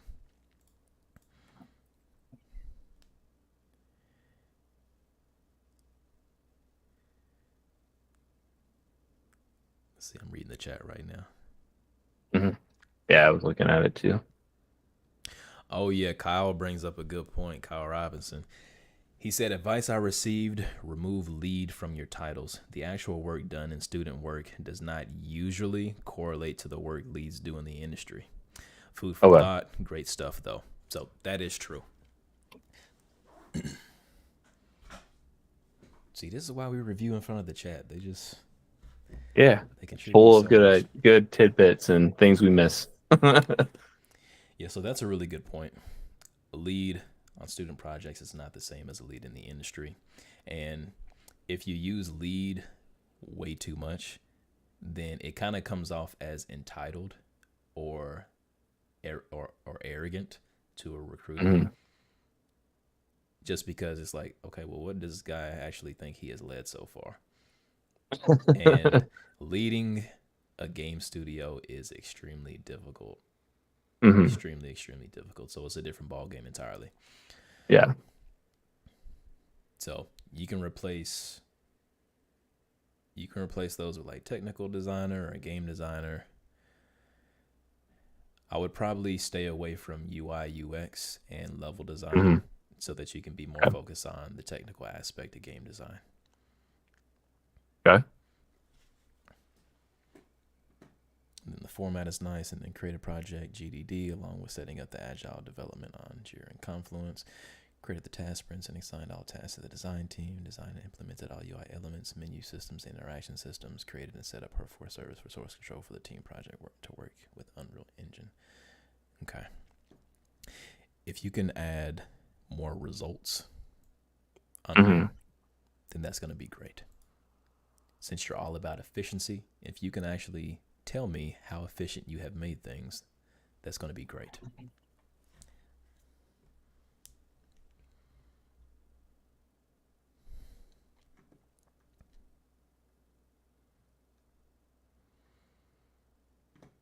Okay, and then just reading the chat to see if I missed anything, see if we missed anything.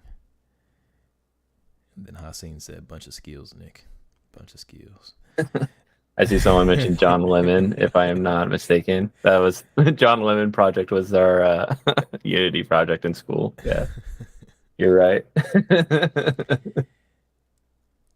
And then PVT said, Tyvik, how does one make the shift from a general game designer to a combat designer? You do more combat stuff. And the story behind that is that I started in QA at Naughty Dog, and then once I got to Naughty Dog, I learned the pipelines and their systems and their scripting language, which is a bizarre scripting language when you don't know it.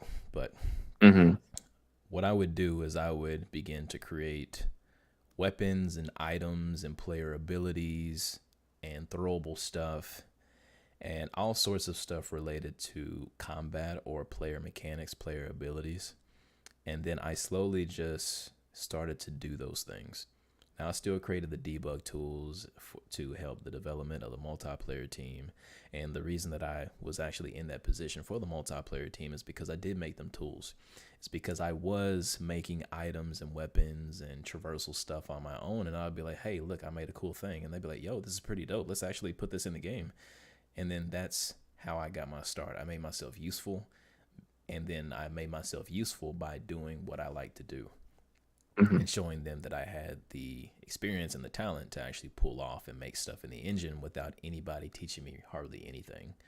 So the best answer I have to that question is just make more combat related things. So one thing I would ask, because I know when you're at Naughty Dog, you started out in QA, correct? So like I've noticed QA positions, there's a lot of them that want like they want you to have like experience with what was it, like console like dev kits and stuff like that. Is that stuff that you need to worry about when, especially like when you're applying, looking for QA positions, or? Excuse, you need to have experience for what? Yeah, there was one that I looked at. It was talking about like experience with it was like console, like specifically like PlayStation, like dev, like they're like dev kit stuff, like debugging and doing testing with that. So I don't know, unless it's just a weird post or a weird skill they threw on there, or That was in a job application. yeah, that was in, yeah. I didn't apply. I was just looking at them, and I was like, there was like stuff that I was like, dude, I've never heard of any of this. I was like, I've written like bug reports, and I've done, bug testing and stuff, but That's and then also I guess like, I mean, I'm looking at trying to build myself as a technical designer. Is that still something applicable for like, should I still look at applying like QA roles possibly, or? mhm. I nah. I, this is my first time hearing about that, and I don't like that Okay. because where is this for a mid? I don't even know It if they just have said like. QA tester. That's all it said. It didn't say it was mid entry. It didn't say what level they're looking for.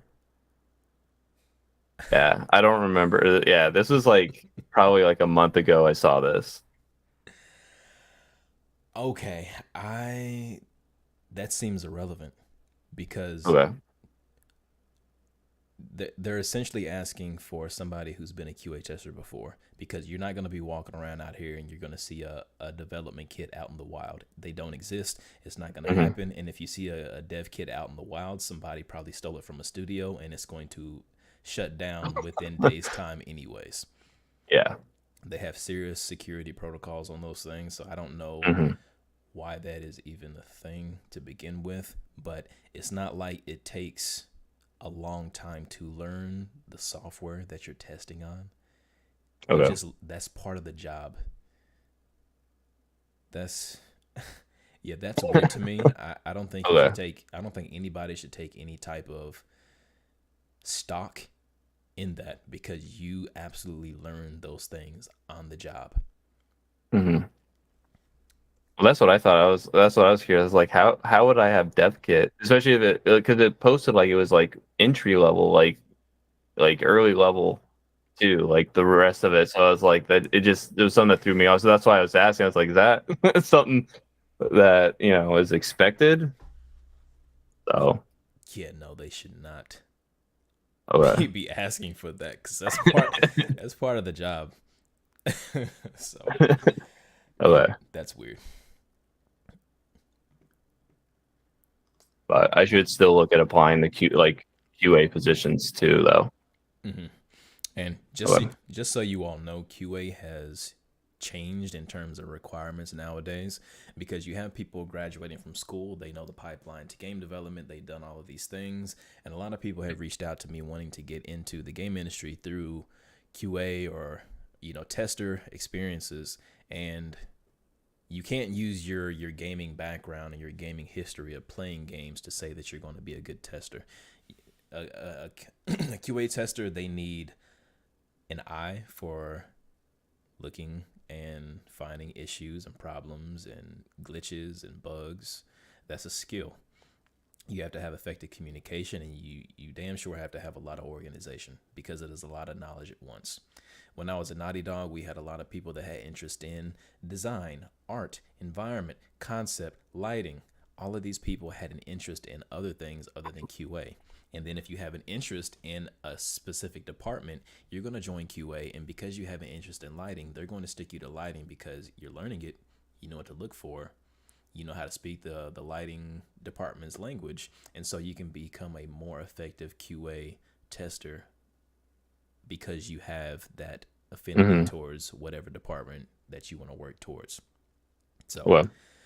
what I would say is that QA still wants ambitious individuals, people who have an affinity towards something within just beyond QA. So if you want to go for leadership, if you want to help out a specific department, do you want to be a liaison? Do you want to be ownership over a certain segment of the game or a certain department? they're looking for these things. So QA at this time, jobs are getting harder to secure in the game industry, especially with a lot of the layoffs. The market is flooded. The gap between, or the knowledge gap between students that graduate and the job application requirements are just expanding over time, which is why I'm doing this, because I want to give y'all the raw knowledge, no sugarcoat, so that y'all can actually get the real knowledge that y'all need. So even QA is becoming competitive. So make sure, you're working on side projects, you have a discipline that you're interested in, and that you absolutely want to take ownership over something in QA. You want to take ownership over something within QA. So Okay.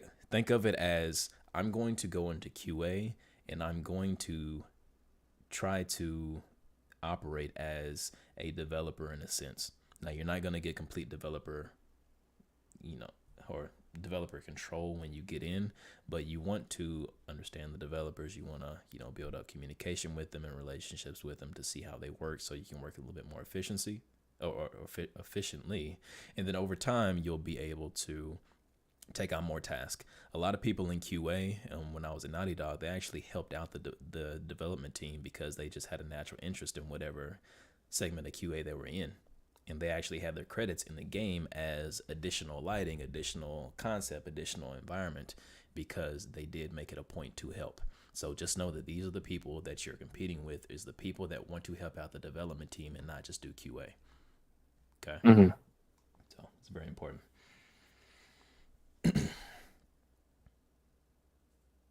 And then Trap Tart said, I know QA.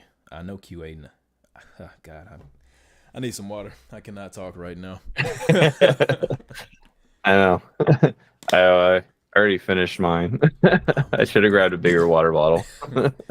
We about to wrap it up soon. So Trap Tart said, I know QA now.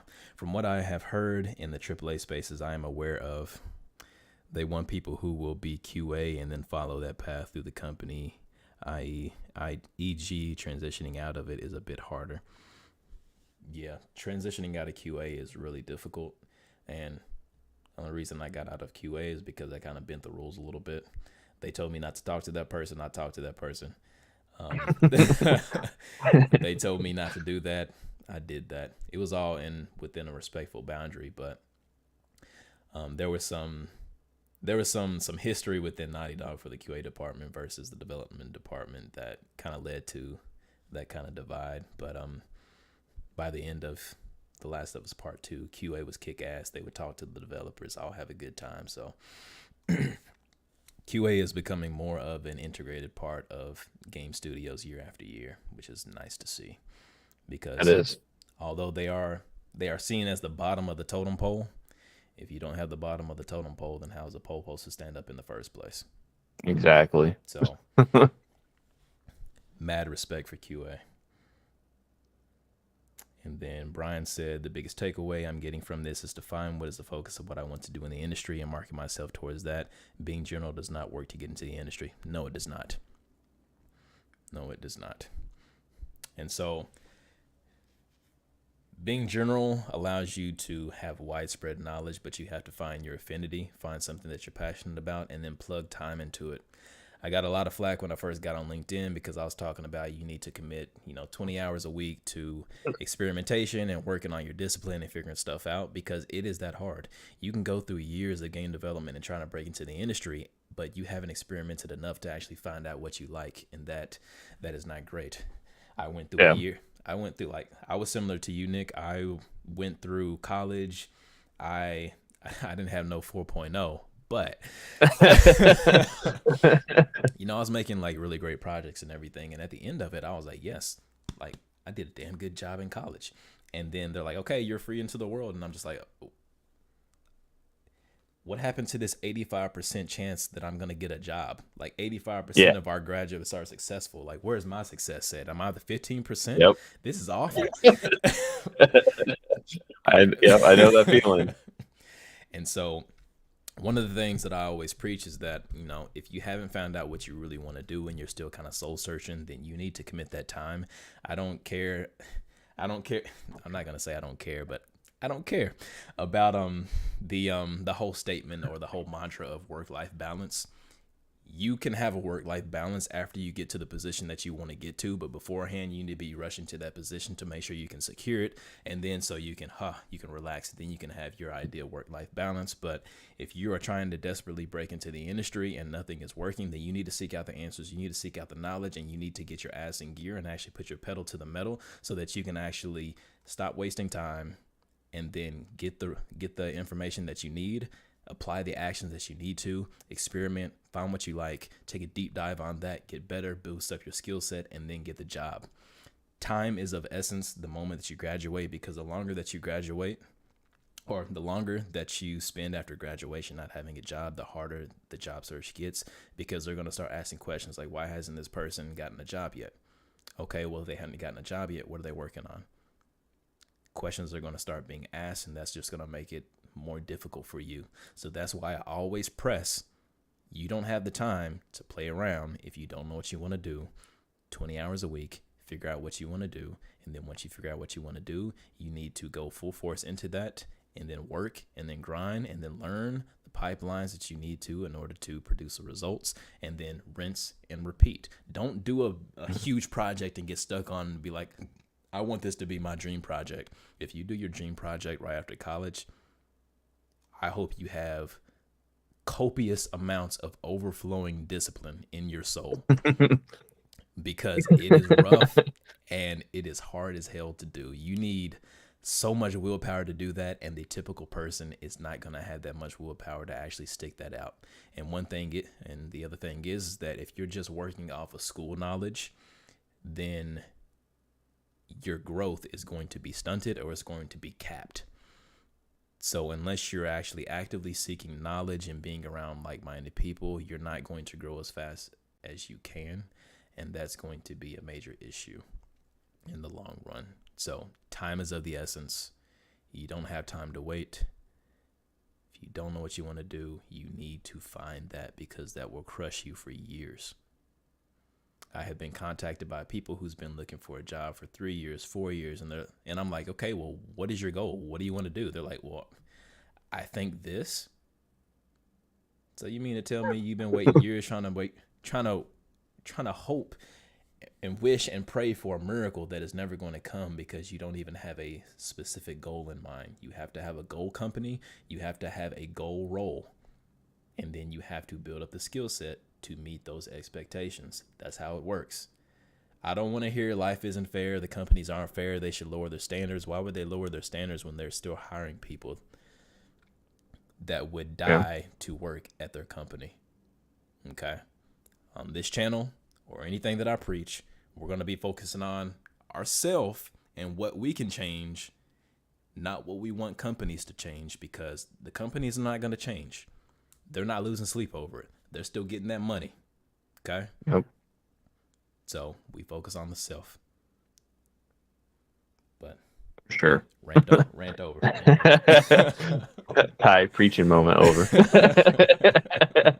I still remember that was one of the first things I think I saw was the 20 hours a week video, like on LinkedIn. Somebody else like posted it, and I just remember reading the comments and just being like, man, these people are crazy. Like, why are they getting so upset? Like, they were misconstruing everything you're saying. Yeah.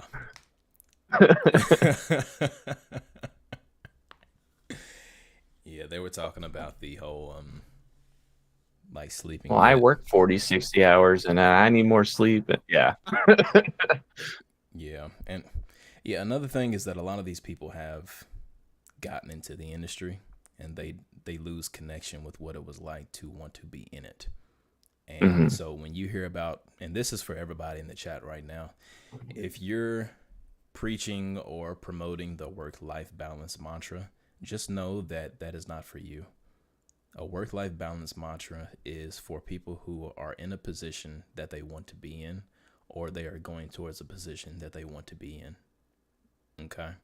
So the people who have gotten to the position that they want to be in, they can preach work-life balance, and they can say, oh, you need sleep. Oh, you need this. Well, you can't commit that much time because you got to take care of your family and your kids and this and this and the fourth and the fifth and the sixth and the seventh and the eighth.